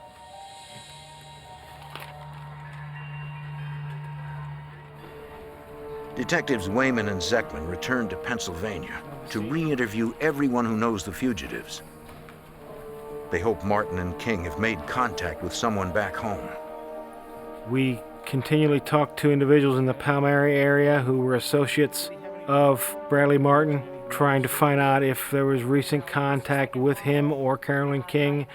And if there was, where were they at? Where did they call from? But no one offers new information. Despite every effort, investigators still have nothing. The FBI receives an update from the Visa Corporation in San Francisco. This Ben Patty, Visa International. Visa fraud investigator and former Special Agent Ben Patty had asked the company's systems programmers for a way to trace Martz's credit card transactions as they are made. And I told the FBI, and we set up a system of contact between our systems people in Virginia, myself, and then the FBI and their command post. After the system was in place, the first transaction that came through was a service station gas transaction in Southern California. It was in Los Angeles several hours earlier. Investigators are closer, but still too far behind. While the task force notifies authorities in the LA area, Visa gets another hit on Donna Martz's card. The transaction came through our systems in real time. As soon as it came through the systems, we notified the FBI's command post, and it would have been within our 2-hour time that the transaction actually occurred. Then a transaction is made at a hotel in National City outside San Diego. Agents at the command post contact the FBI's San Diego field office. And the lead goes to Supervisory Special Agent Sam Stanton. We received information that the Donna Martz credit card had been used at the hotel in National City. So immediately I dispatched agents over to the hotel off of Interstate 5. Agents interviewed the manager and the security guard and employees at the hotel and was able to determine that a couple matching Martin and King had stayed at the hotel using Donna Martz's credit card. But the couple checked out 2 hours earlier, paying for the room with the Visa. Police officers and FBI agents swarmed the area, checking hotel parking lots, convenience stores, and gas stations for Donna Martz's Chrysler New Yorker or any sign of Martin and King. Special Agent Stanton knows finding the car is a long shot, especially when that car has a 2-hour lead on authorities. Where San Diego's a very large city, and to try to find a vehicle in a city that size would be almost impossible. But we did put out an all-points bulletin and notified the state judicial police and the federal police in Mexico and the Border Patrol, thinking that maybe the individuals were headed toward Mexico. The Tijuana border is the busiest in the world. In 1993, nearly 40,000 Americans cross into Mexico every day without having to show even an ID. If the fugitives make it past the border, it is unlikely they will ever be found. All right. I know it's been a couple of days, but have you heard from Brad or Carolyn? Wow. Then, the Pennsylvania detectives finally catch a break that narrows the search. And what did he have to say? According to Chief Michael Wayman. We received information from an associate of Bradley Martin's, indicating that they had received a phone call from Bradley, and that Bradley was in San Diego, that he was with Carolyn King, and that they were headed back towards Pennsylvania. We took that information. We notified the San Diego office of the FBI, and they in turn notified the California Highway Patrol. The fugitives made the call as they checked out of the hotel in San Diego. Martin and King still have a 2-hour lead, but authorities continue closing the gap. Soon a hunch and a bit of luck will bring the investigation to a violent and dangerous conclusion. Fall 1993. Authorities chase Bradley Martin and Carolyn King, suspected of murder in Pennsylvania and kidnapping in North Dakota. Investigators from both states are frustrated that for weeks they have been one step behind the suspects. They hope to find the pair before the abducted woman, Donna Martz, is killed. Then a new program created by the Visa Corporation at the FBI's request puts investigators only 2 hours behind the suspects. Investigators learn the two have just checked out of a San Diego area hotel. Based on their checkout time and the tip that the fugitives are heading east, FBI agents try to estimate their position. Special Agent Stanton has a hunch that the suspects will use Interstate 8, the southernmost highway going east. He determines that Martin and King will soon be approaching El Centro, California, near the Arizona border. I called Agent Paul Vick in the El Centro office of the FBI and asked him to send out an all-points bulletin. Stanton hopes he has picked the right route, as El Centro Special Agent Paul Vick takes it from there. I called the California Highway Patrol dispatchers and asked them to broadcast the Martz's car description. Wanted for murder that just left a hotel in San Diego, and we suspect they might be headed east on Interstate 8 and even stopped. The all-points bulletin about 187 suspects, police code for murder, is transmitted to every officer on Interstate 8, including California Highway Patrolman Richard Chambers. CHP unit, El Centro, continuing standby copy information on 187 suspects possibly en route to El Centro. I went and checked my section of the freeway like I normally would in the beginning of my shift, and I went west on Interstate 8.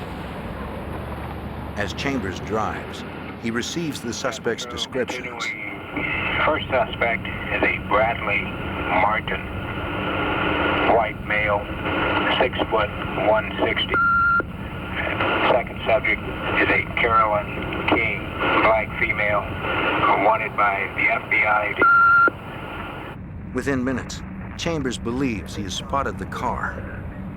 I was driving west on the freeway through the desert, and there's not that much traffic. I saw the car go by eastbound, and I believed it matched the description. But Chambers cannot see the car's license plate. I wasn't sure, so I made a U-turn through the center divider and overtook the vehicle and verified the license plate. And it was, in fact, bearing the North Dakota license plate that we had received. El Centro 160 and 84. I think I'm behind the 187 vehicle. Could you send me a backup car? Suspect in the vehicle, looks like the black female driving. 21. Dispatch advises Officer Chambers that there is no backup immediately available. 888, 10-8, responding up. Stevenson 880, 10-8, responding. Only one unmarked unit races to catch up to the suspects. That's Sergeant Riley responding to the pursuit, joining pursuit. Police know the suspects are desperate and probably armed. 2 suspects, the black female driving. We'll attempt to contact DPS. 10-4, and they know I'm behind them at 60 miles an hour coming up on 186. 10-4 at 60 miles per hour coming up on 186.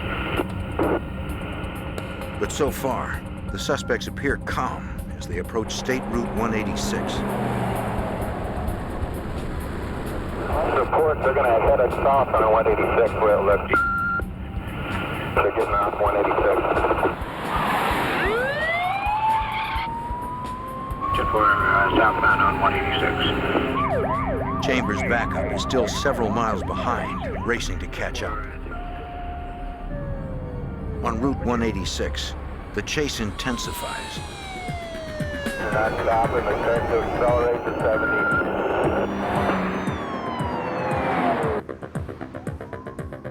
The suspects try to shake Officer Chambers, but he maintains pursuit, even as they escalate to 90 miles an hour. El Centro, notify YPD and DPS. Looks like we're going to be going north and they go IA eastbound. Proceeding eastbound in Arizona. The suspects cross into Arizona with Chambers on their heels. Although a California officer outside of his jurisdiction, Chambers continues his pursuit. He relays information to Arizona authorities. Then, the danger increases.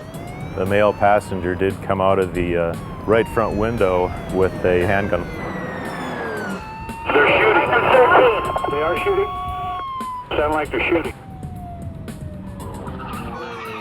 Chambers stays on them, intent to capture the deadly suspects.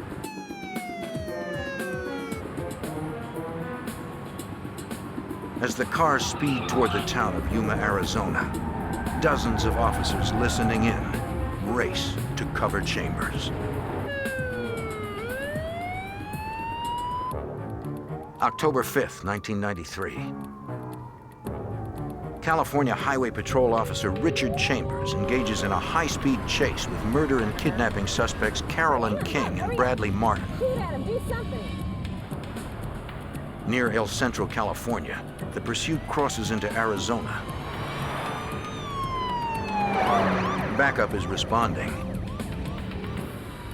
But as the suspects barrel toward the town of Yuma, Arizona, Officer Chambers is on his own and under fire. He knows he must capture the pair before they kill again.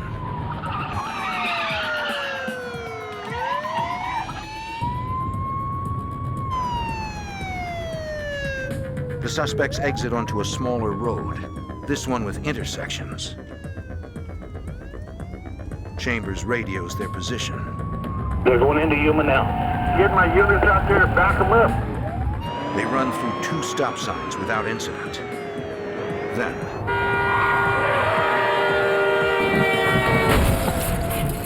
when they crash, the suspects flee on foot.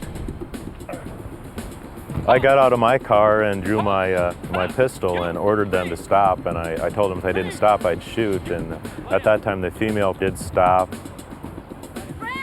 Then, Carolyn King orders Martin to stop. Hey, get down! You, call right there! And I was able to handcuff the female. I just had one pair of handcuffs with me at the time, and I held the male passenger at gunpoint until Yuma PD arrived. It was probably only a minute or 2, but it seemed longer than that. When the backup officer arrives, he helps take the suspects into custody. Put your hands behind your back.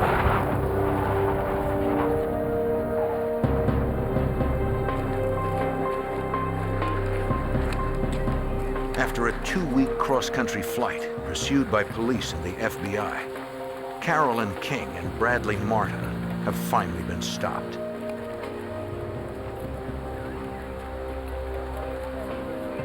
But investigators' first concern is the safety of the kidnapped woman, Donna Martz. She is not inside the car. On the floorboards lies the handgun Martin fired at Chambers. They open the trunk.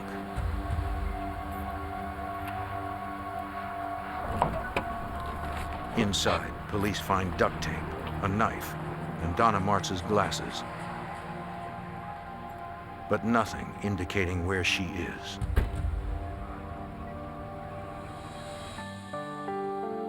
Martin and King are taken to the Yuma Police Department, but they refuse to tell officers what happened to the kidnapped woman. You know Donna Martz. FBI agents arrive and interrogate the suspects separately.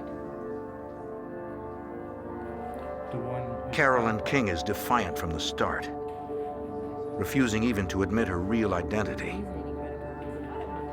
She claims no knowledge of Donna Martz. Another agent is unsuccessful with Bradley Martin as well.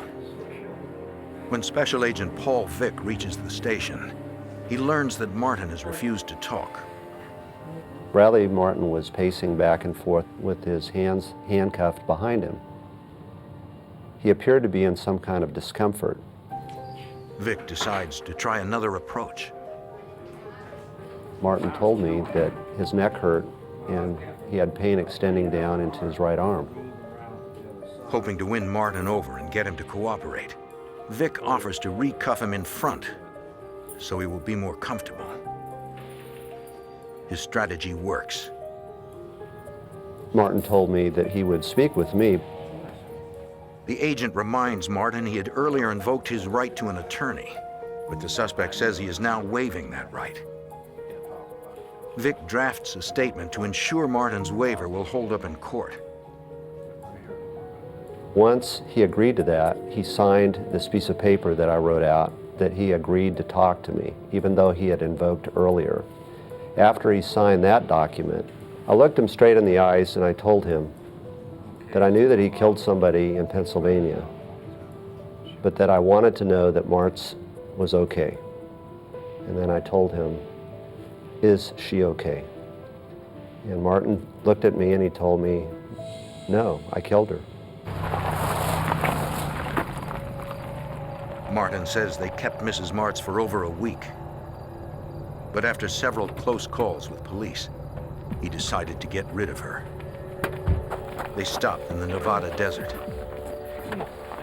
He got her out of the trunk and walked her to a ditch at gunpoint. He says she knew he was going to kill her. She said one thing before he fired, that she loved her children. The news devastates everyone who had hoped to save Donna.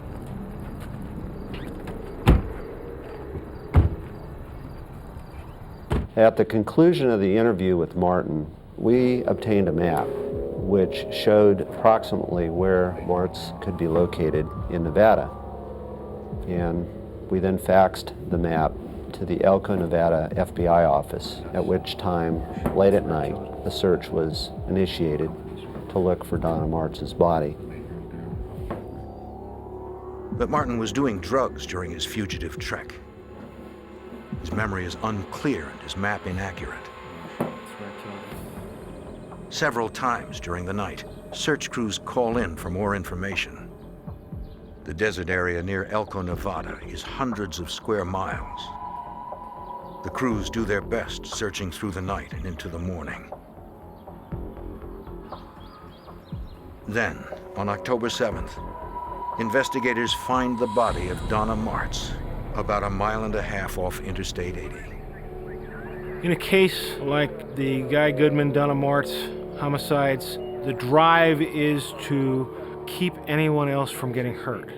Secondly, it's solving the case, get them off the street and into jail, and then successfully prosecute them.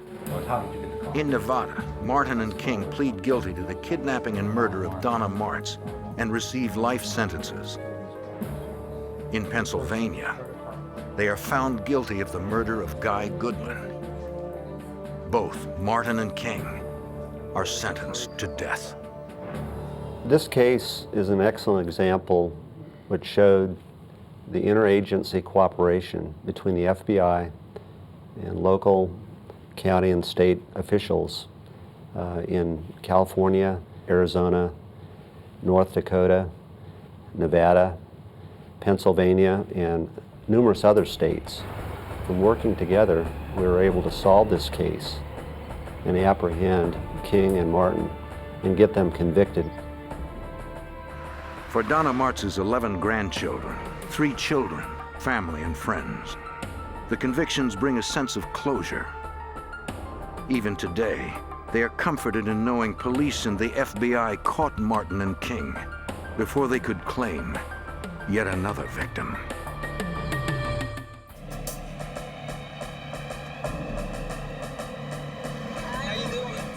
A young man vanishes without a trace. Concern turns to terror when the ransom calls begin. Police and the FBI battle a brutal drug cartel, uncovering a deadly crime ring that will do anything to get what they want.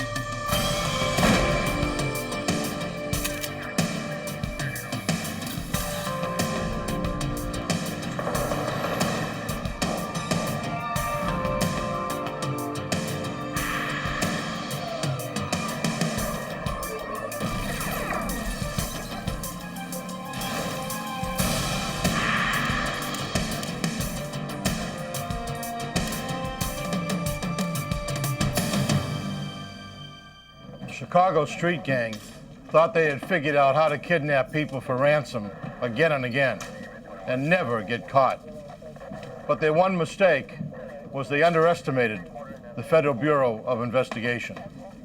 I'm Jim Kallstrom, former head of the FBI's New York office. Agents teamed up with one of the victim's brave relatives to break the ruthless gang who destroyed lives for profit.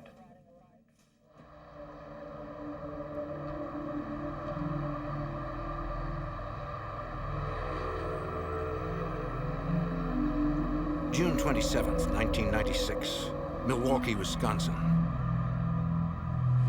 90 miles north of Chicago on the western shore of Lake Michigan.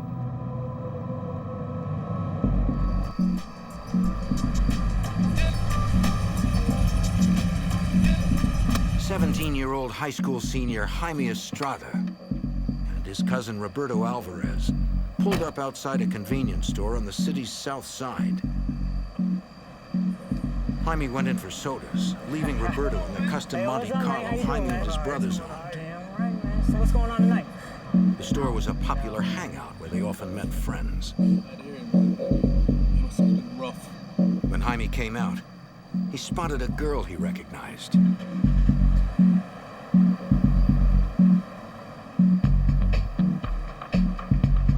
Jaime had been wanting to get to know the girl more and went to talk with her.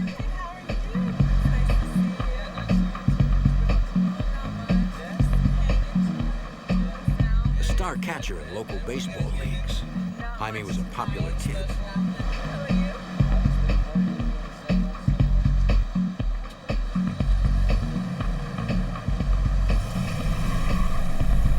As Roberto was talking with a friend, he noticed the van pull away. He figured Jaime had left with the girl and would probably be right back.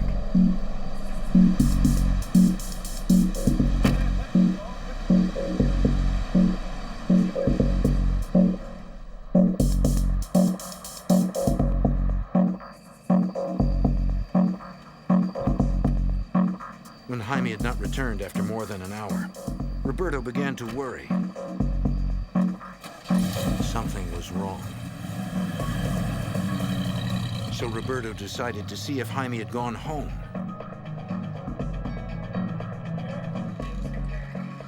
He told Jaime's brother Paulo what had happened and found he had not come home.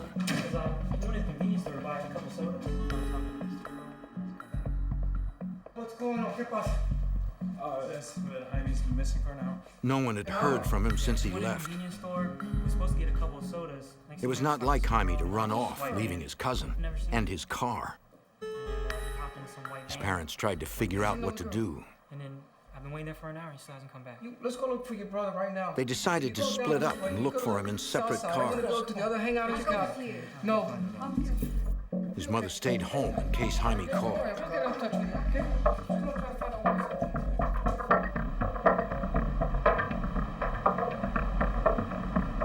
The family searched the area for hours. Then, Jaime's oldest brother, Mark, received a page. The area code was 312 Chicago. After the phone number was 187, Jaime's personal code. Then, 911. It was an emergency.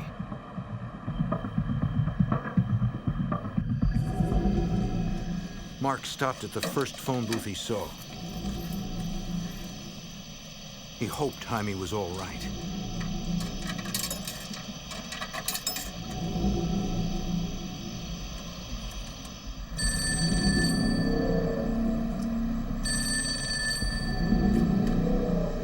A man answered, a voice he did not recognize. He said they had kidnapped Jaime and wanted $70,000 for his return. The man said they were serious and warned that if the family did not follow instructions, they would cut off Jaime's ears, skin him, and send body parts in the mail. And if anyone went to the police, they would kill Jaime and the entire Estrada family.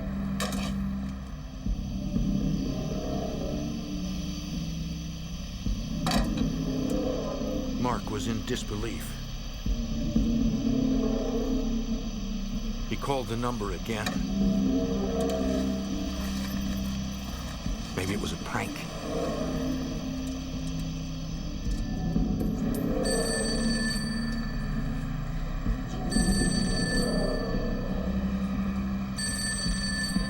No one answered.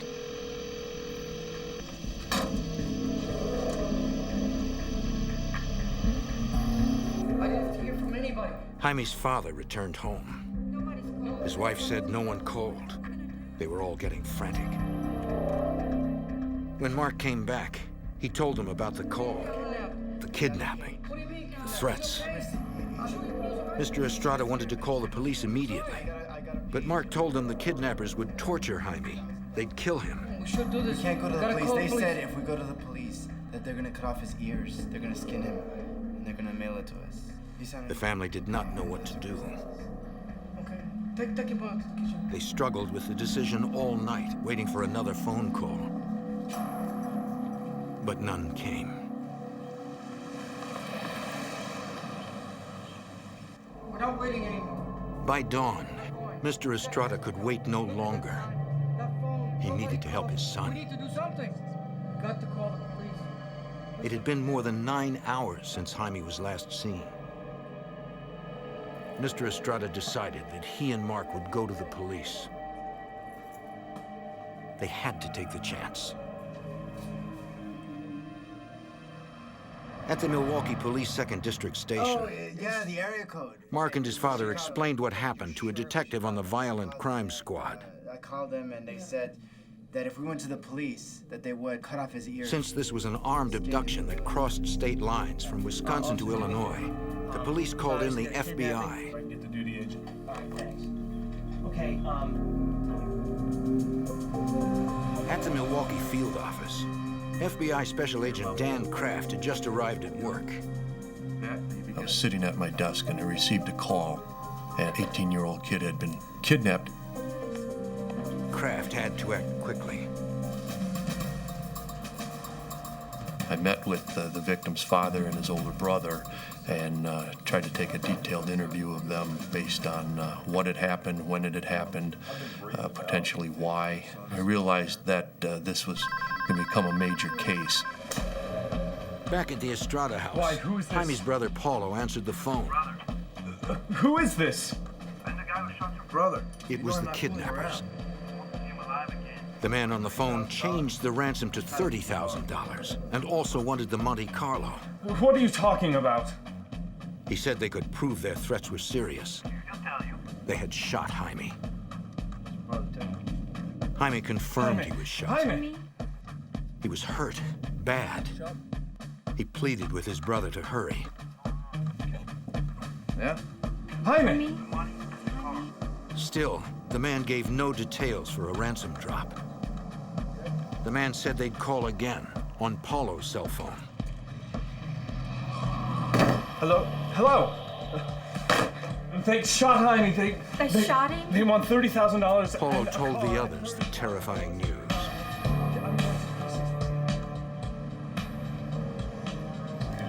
Come on in, have a seat over here. Paulo met his father and brother Mark at the FBI office. What we're trying to do is take control of this situation. Agents immediately tapped Paulo's cell phone since the kidnappers said they would be calling it next. make sure you push this down. It'll automatically start the recording before you answer the phone. They also attached a recording device and tracing system to the Estrada's home First telephone. thing you need to know is that this is the only phone it's going to work with. As the FBI continued to set up, they kept interviewing the family, not wasting a second in gathering information. One of the first things that we did was set up what we call a rapid start. It's a computer database that helps us to manage a major case. We utilized Rapid Start to put in all the information that we had received at this point. Every little data point that we would come up with, even if it was partial. The sophisticated database helps track leads and find links in complex, quickly moving cases. I'll drop off the warrants for the United States. Okay. There's the phone. Don't answer it yet. That afternoon, Paulo's phone rang. He knew to try to get as much information as possible. Keep them on the phone as long as you can. Go ahead.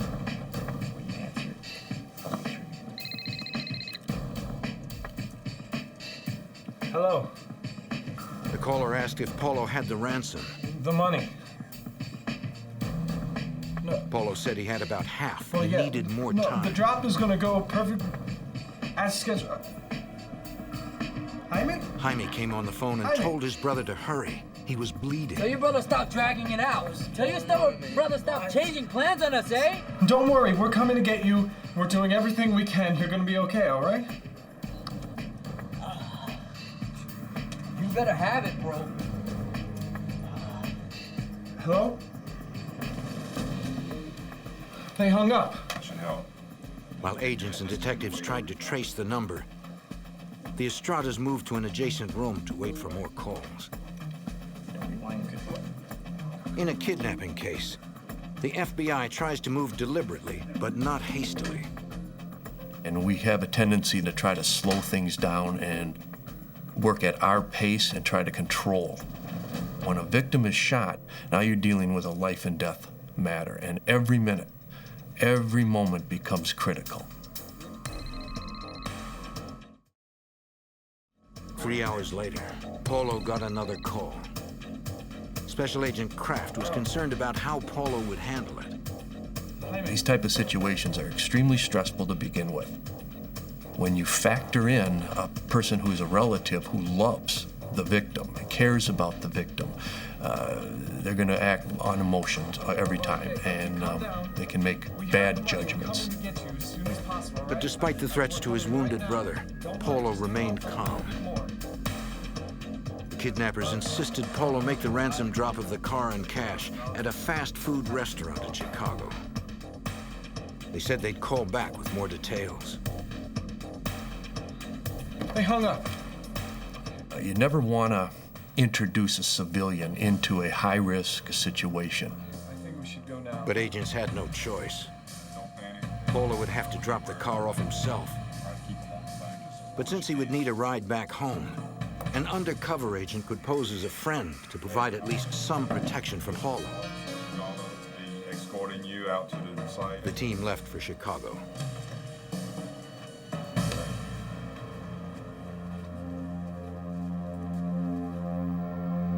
Milwaukee agents called in their counterparts at the Chicago FBI field office.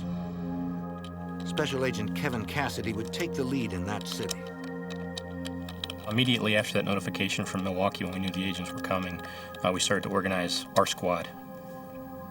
And we knew that this was going to be a fast-moving case where we needed to be able to quickly mobilize our resources.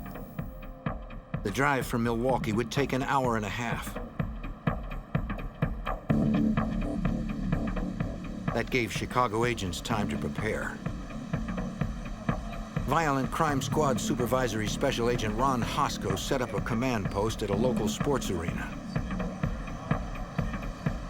We gathered a number of folks up on the west side of the city by the United Center in a parking lot and briefed everybody on what we understood was the situation with the kidnapping demands. Everybody's going to be on. The United Center is centrally located, which gave agents greater flexibility for quickly getting almost anywhere in the city. The perimeters, let us know spots that we can set up our team, all right?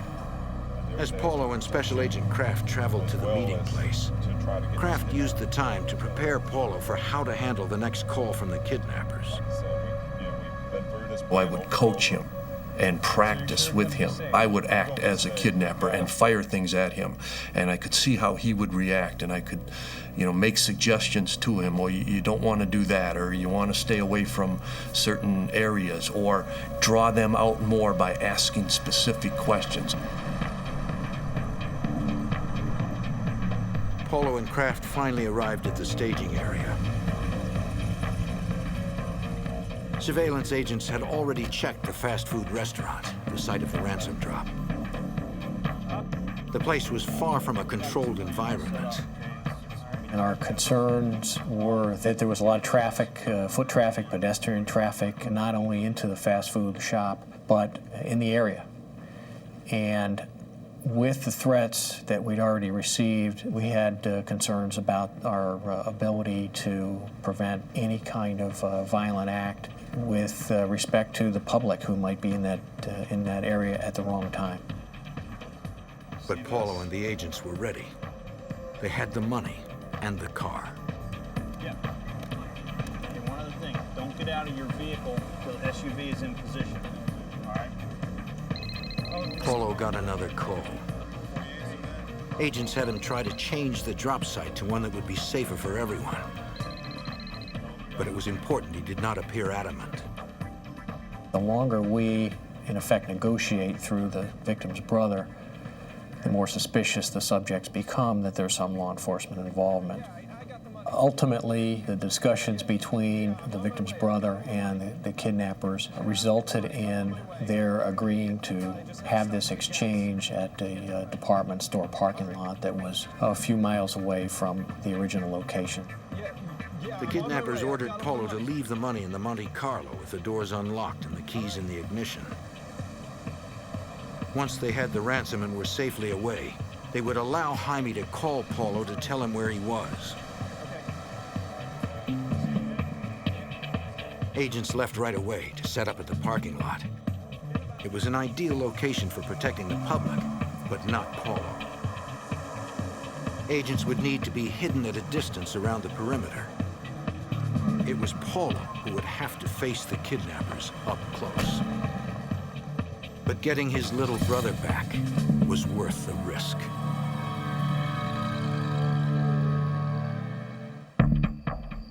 In 1996, Chicago agents and detectives were trying to rescue kidnapping victim Jaime Estrada.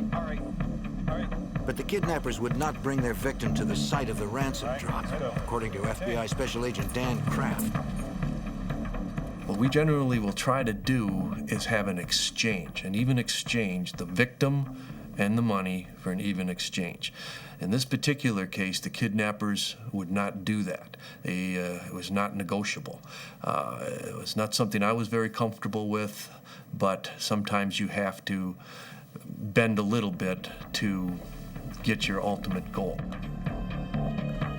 The kidnappers ordered Jaime's brother Paulo to leave $30,000 in the Estrada brothers' custom Monte Carlo in a deserted parking lot.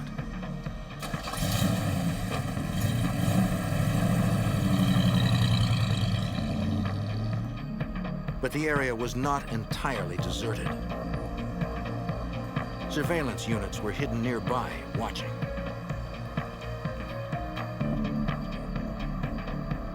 Nearly 27 hours had passed since Jaime was abducted.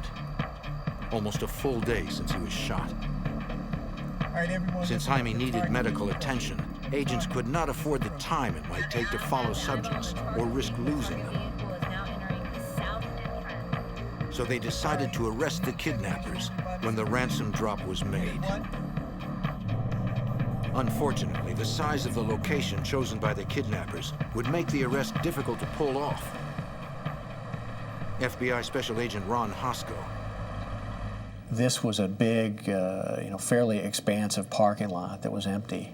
Our vehicles were, from a starting point, on the outside of that lot, trying to maintain discreet surveillance. So they had a fair amount of open ground that they had to cross to get in there.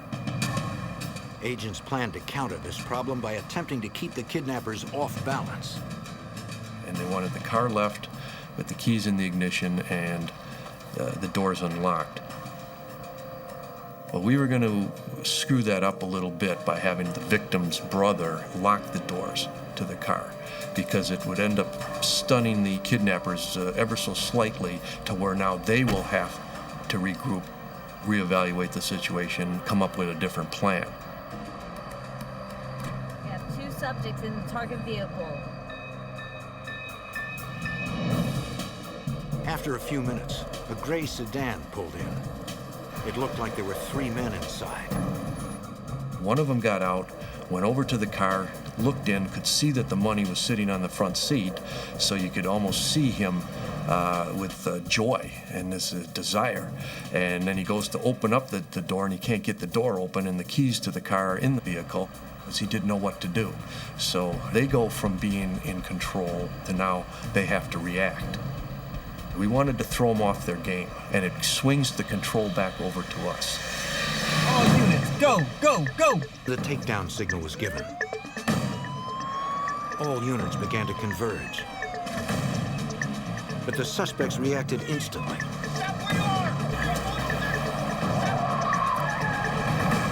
They immediately accelerated away from us before the other surveillance units had an opportunity to close the net on them. Someone in the car pointed a gun at an agent, then threw something out of the window. They were weaving around the responding vehicles who are properly hesitant to ram that vehicle for any number of good reasons, not the least of which is that the victim could have been in the trunk. The suspects got on an expressway and tore off toward downtown.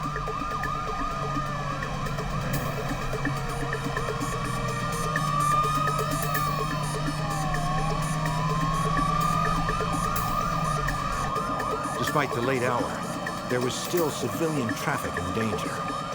We reached speeds of 120 miles an hour, and the kidnappers were in this stolen vehicle, and they were trying to cause an accident by going from one shoulder across 4 or 5 lanes of traffic all the way over to another shoulder, cutting cars off. All right, Cherokee, come on up the wrong side of them. We're going to take them down.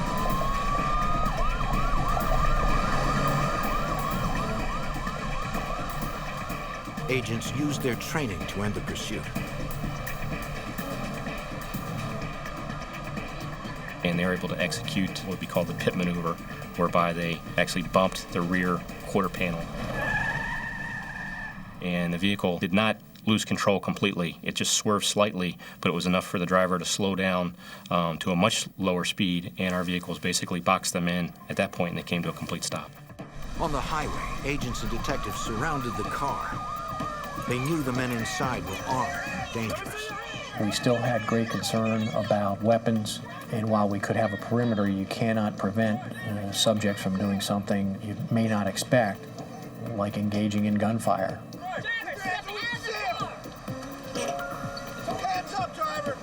We removed all of the occupants of the car. We ended up finding 3 subjects in the car. They all claimed to know nothing about Jaime Estrada and wouldn't even give agents their names.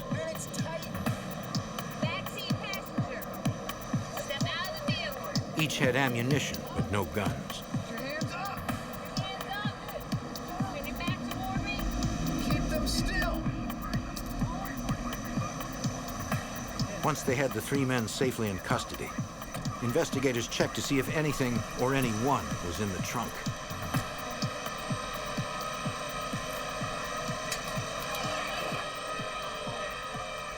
It was empty. Jaime was not with them. And it was certainly our suspicion that at least one co-conspirator was with Jaime Estrada, that was still holding him. And we needed to identify who that person was and where they were, and do that quickly. Agents ran the license plate number and searched the rest of the car, and discovered a knife and a night vision rifle scope.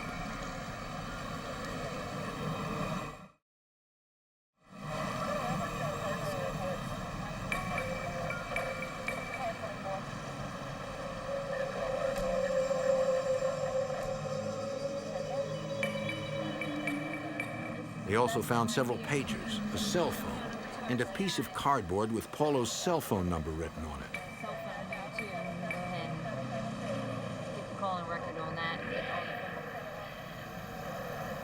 On the roadside near the start of the pursuit, agents located a loaded 9mm semi-automatic handgun, likely the object seen thrown from the suspect's car.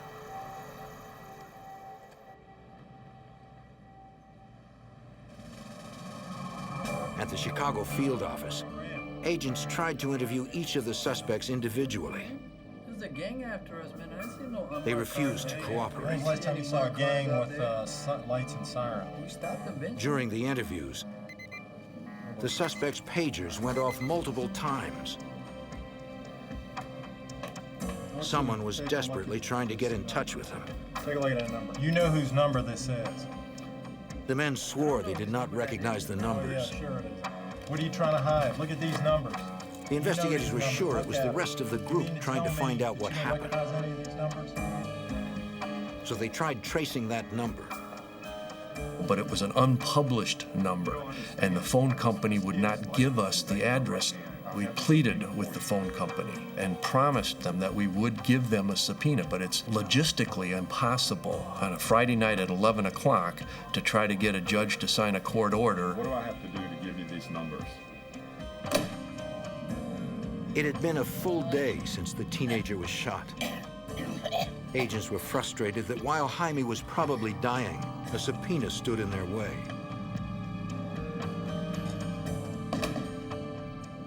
I tried to plead, man to man, father to father.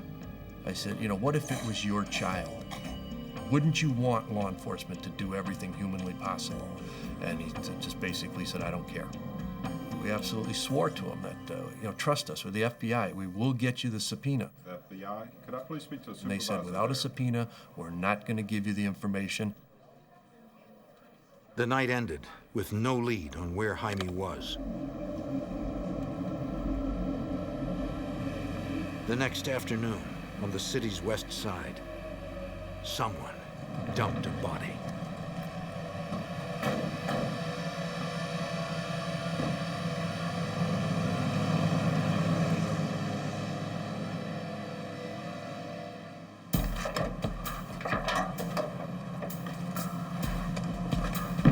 While Chicago investigators struggled to find kidnapping victim Jaime Estrada, passers-by discovered a badly wounded man lying in the street on the city's west side. Chicago emergency, Okendo. The Chicago 911 operator took the emergency call and immediately dispatched patrol units and an ambulance. Okay, is anybody...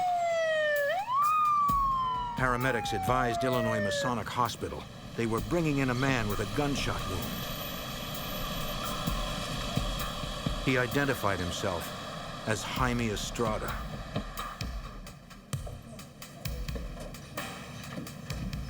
A Cook County Sheriff's investigator arrived at the hospital. The 17-year-old was not only alive, he was still conscious. Yes.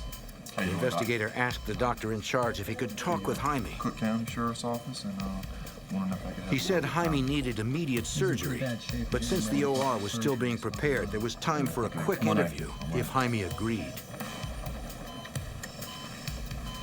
Okay, just a couple minutes. He said he could do it. Okay. Can you tell me a little bit about what happened? Went in a convenience store to get some drinks. He said 2 nights before, he'd gone to talk to a girl he liked. He didn't know her well. While they were talking, the driver pulled a gun. It happened so quickly.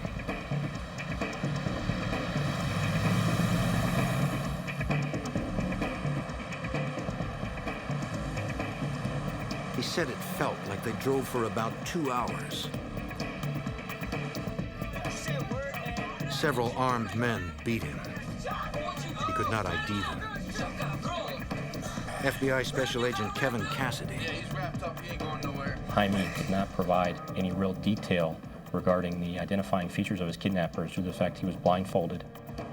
Jaime remembered passing 3 toll booths. He told the investigator that about 15 minutes after the 3rd toll booth, the van stopped. The men hustled him into a house or an apartment, he wasn't sure which. It's your brother, man! There they roughed him up some more, yelling about the money he owed them for the drugs. I'll kill you, bro. I'll kill you! Huh? He tried to tell them they had the wrong guy. That was the wrong thing to say. You know what I'm saying, man? I'll kill you, bro. I'll kill you! Just give me the number. What's the number, S.A.? Run. Yo, get this guy! I beat him They senseless. demanded the phone numbers to all of his family members. What? Huh? I got the number. 414-555-7577. Get this guy Braun out of here. The men carefully avoided speaking their own names, but there were others who did. During the time he was held there, he heard female voices, and he also heard one of those voices referred to a subject as Beto. Jaime believed it was Beto that guarded him most of the time. Sometime the next morning, Jaime was just getting to sleep.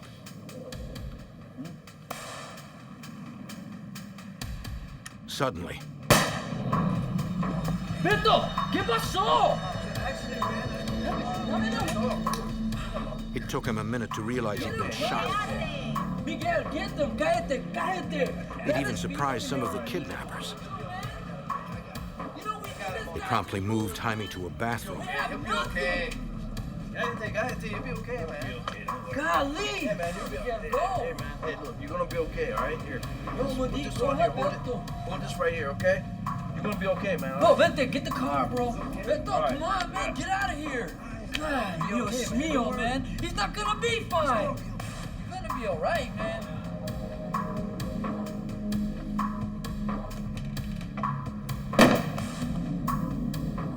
He fell in and out of consciousness, so his memory was fuzzy. He remembered a white tile floor, a red toilet seat, maybe a red shower curtain. That was all. Jaime's gunshot wound had gone untreated for 2 days and was badly infected. He needed so many surgeries that doctors had to put him into a drug-induced coma so he could survive the ordeal.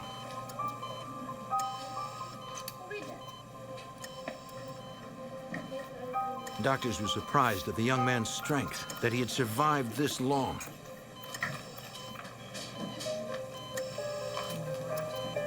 A little ride, okay? But their prognosis was not good. Maybe okay. A little ride, okay? All right, let's go. Several suspects were still at large. Meanwhile, on Newland Avenue in northern Chicago, a resident heard a commotion and saw what looked like 2 armed men forcing 2 others toward a van. The captives broke loose and ran. The Jaime Estrada kidnapping case was about to become much more complicated.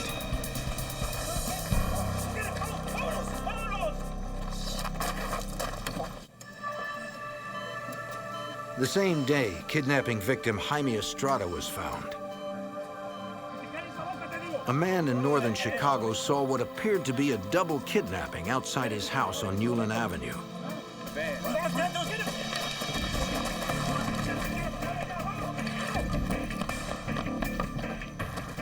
The victims managed to escape.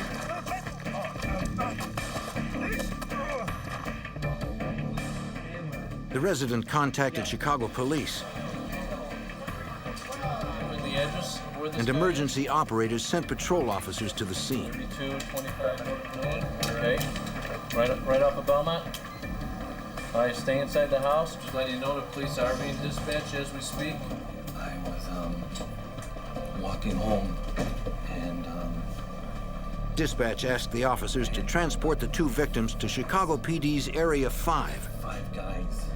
to be interviewed by FBI Special Agent Kevin Cassidy. Next thing you know, this van pulled in front of me. One of them, Pedro Montoya, explained how he'd been abducted. A week earlier, he was outside his house when a van pulled up. Several men jumped out with guns and forced him inside. The other man, Chavo Rodriguez, had the same story. They were basically grabbed off the street and forcibly put into a blue and white van. Special Agent Cassidy remembered that Jaime was also kidnapped in a blue and white van. He decided to show Montoya and Rodriguez mugshots of the men arrested in connection with Estrada's abduction. Both victims immediately responded that those were the same individuals that had kidnapped them. And there were 2 others, the armed men they escaped from. We then started to interview them in greater detail. They said they were held in the basement of a house with a 3rd man. All right, just spin them around and put them on the poster. They were all bound to metal poles. Each of their families were called with demands for ransom money and cars. For more than a week, the kidnappers barely fed the men. A diabetic, Rodriguez was affected most. Without his medication, his blood sugar rose, which could have rendered him unconscious or even killed him. Investigators suspected that Jaime was not the third man. He said he had been held in a bathroom, not a basement. So they showed the men his photo. Investigators were right. It wasn't him. This is not the guy. Did he escape with you at the same time? They said the day before, the third man managed to escape by breaking through the duct tape that held him. He freed himself. They never saw him again and did not know who he was. When the kidnappers realized the third man had escaped, they tried moving Rodriguez and Montoya out of the house. Come here. Get out of here. It was then that the men escaped. When asked why they may have been singled out to be kidnapped and held for ransom, I'll be holding back something. neither man had an answer. But consider yourselves lucky that you made it out. Agents obtained a federal search warrant for the Newland Avenue house where Rodriguez and Montoya were held. They collected duct tape bindings, hairs, clothing fibers,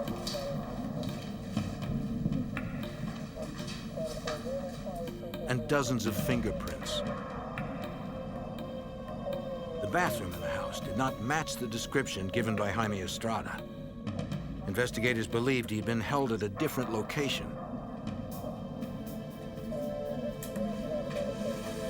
Agents also recovered a Norenko assault rifle from the house. A firearms expert determined that the bullet that was recovered from Jaime was consistent with one that would have been shot through the Norenko rifle. In one of the bedrooms, agents found an envelope with a Los Angeles address.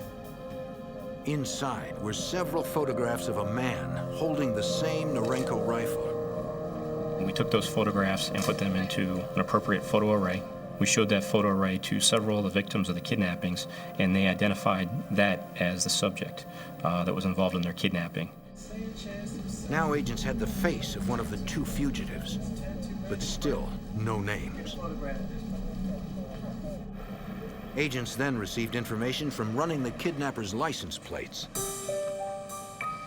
Our investigation led us to find an address in Chicago that was associated with the vehicle. We then had agents go to that residence. FBI agents, Agents spoke to Adalia Francisco. She reluctantly agreed to be interviewed.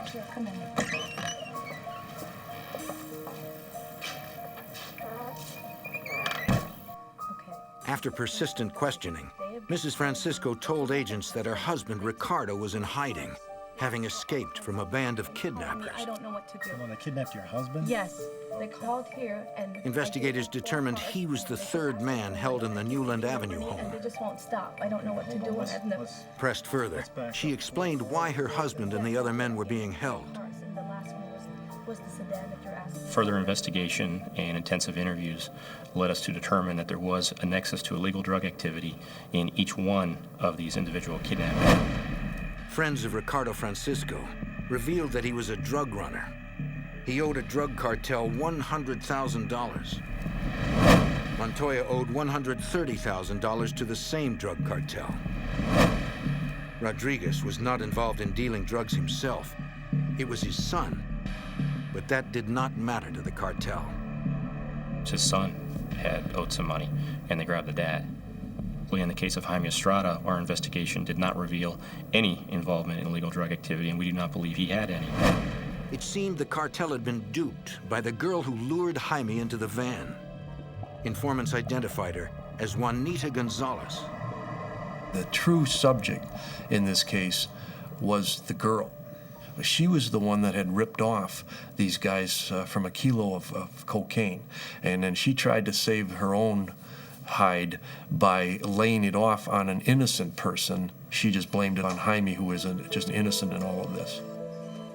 All Jaime's family could do was pray he'd make it through surgery.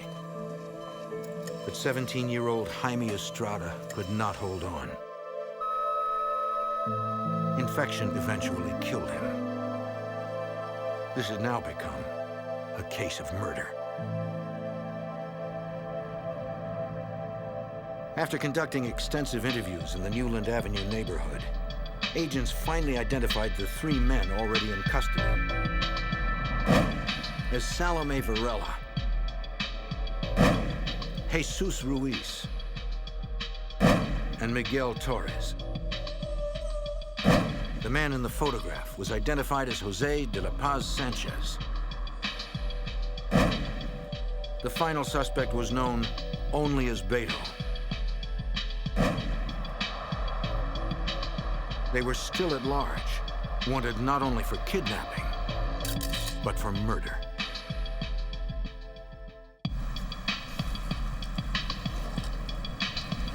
In 1996, Chicago area investigators captured 3 alleged members of a kidnapping ring that took the life of 17-year-old Jaime Estrada. They still had 3 suspects to find. FBI Special Agent Kevin Cassidy had the name of one of the fugitives, Jose Sanchez. His photo was discovered in an envelope during a crime scene search. The envelope had an address in Los Angeles. We then surmised that the subject had fled the area, and it would be logical to look for him in Los Angeles. We obtained an arrest warrant, and we forwarded that information to our Los Angeles office. In LA, FBI Special Agent Scott Hanley set out to apprehend Sanchez. Okay. All right. Yeah, thanks. Well, good luck to you. We went out to the location, which was a house in the Echo Park area of Los Angeles. After we'd been on the house for over 3 hours, one of the team observed a male Hispanic individual walk out of the house. But at that time, because of the distance away from him, we couldn't tell if it was Mr. Sanchez or not. We were able to follow him for approximately about a half hour on 3 different freeways in Los Angeles till he finally went to the West Los Angeles area.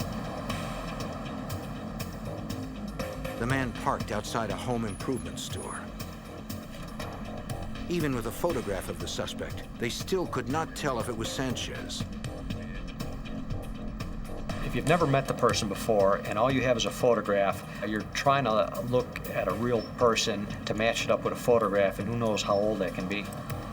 From the photo, they knew Sanchez had a Grim Reaper tattoo on his right upper arm. One of the officers went in on foot to try to get a closer look of the individual. He followed this person in the store. I saw this tattoo of the Grim Reaper.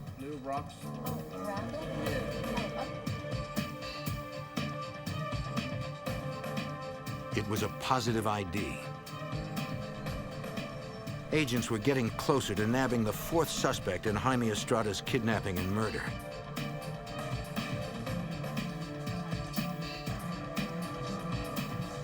In the end, it was surprisingly simple.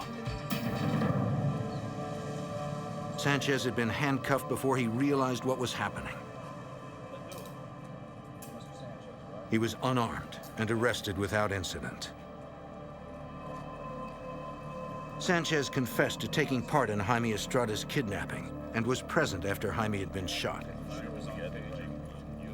When Mr. Sanchez admitted that he knew that Mr. Estrada had been shot, I asked him, well, you know, what was the condition of the boy? And he said, well, you know, he was talking to us. And I said, well, what did he ask?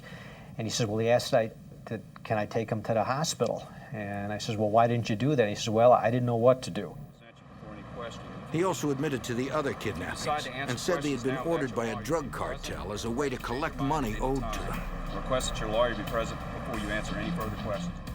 Chicago investigators then began to intensify their search for the man known only as Beto. They conducted dozens of interviews with associates of the 3 men already in custody. They revealed that Beto had a sister, Monique Jimenez. Facing accessory charges, she cooperated. Do you know anybody named Beto? She said Beto's real name was Luis Carreno. Have you been back? The sister was able to describe some of the circumstances of Jaime's kidnapping, particularly the shooting.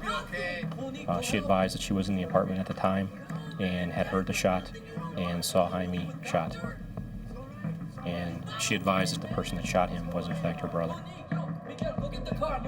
There was blood there, so I had to go back. She said she had cleaned blood off the bathroom floor with bleach.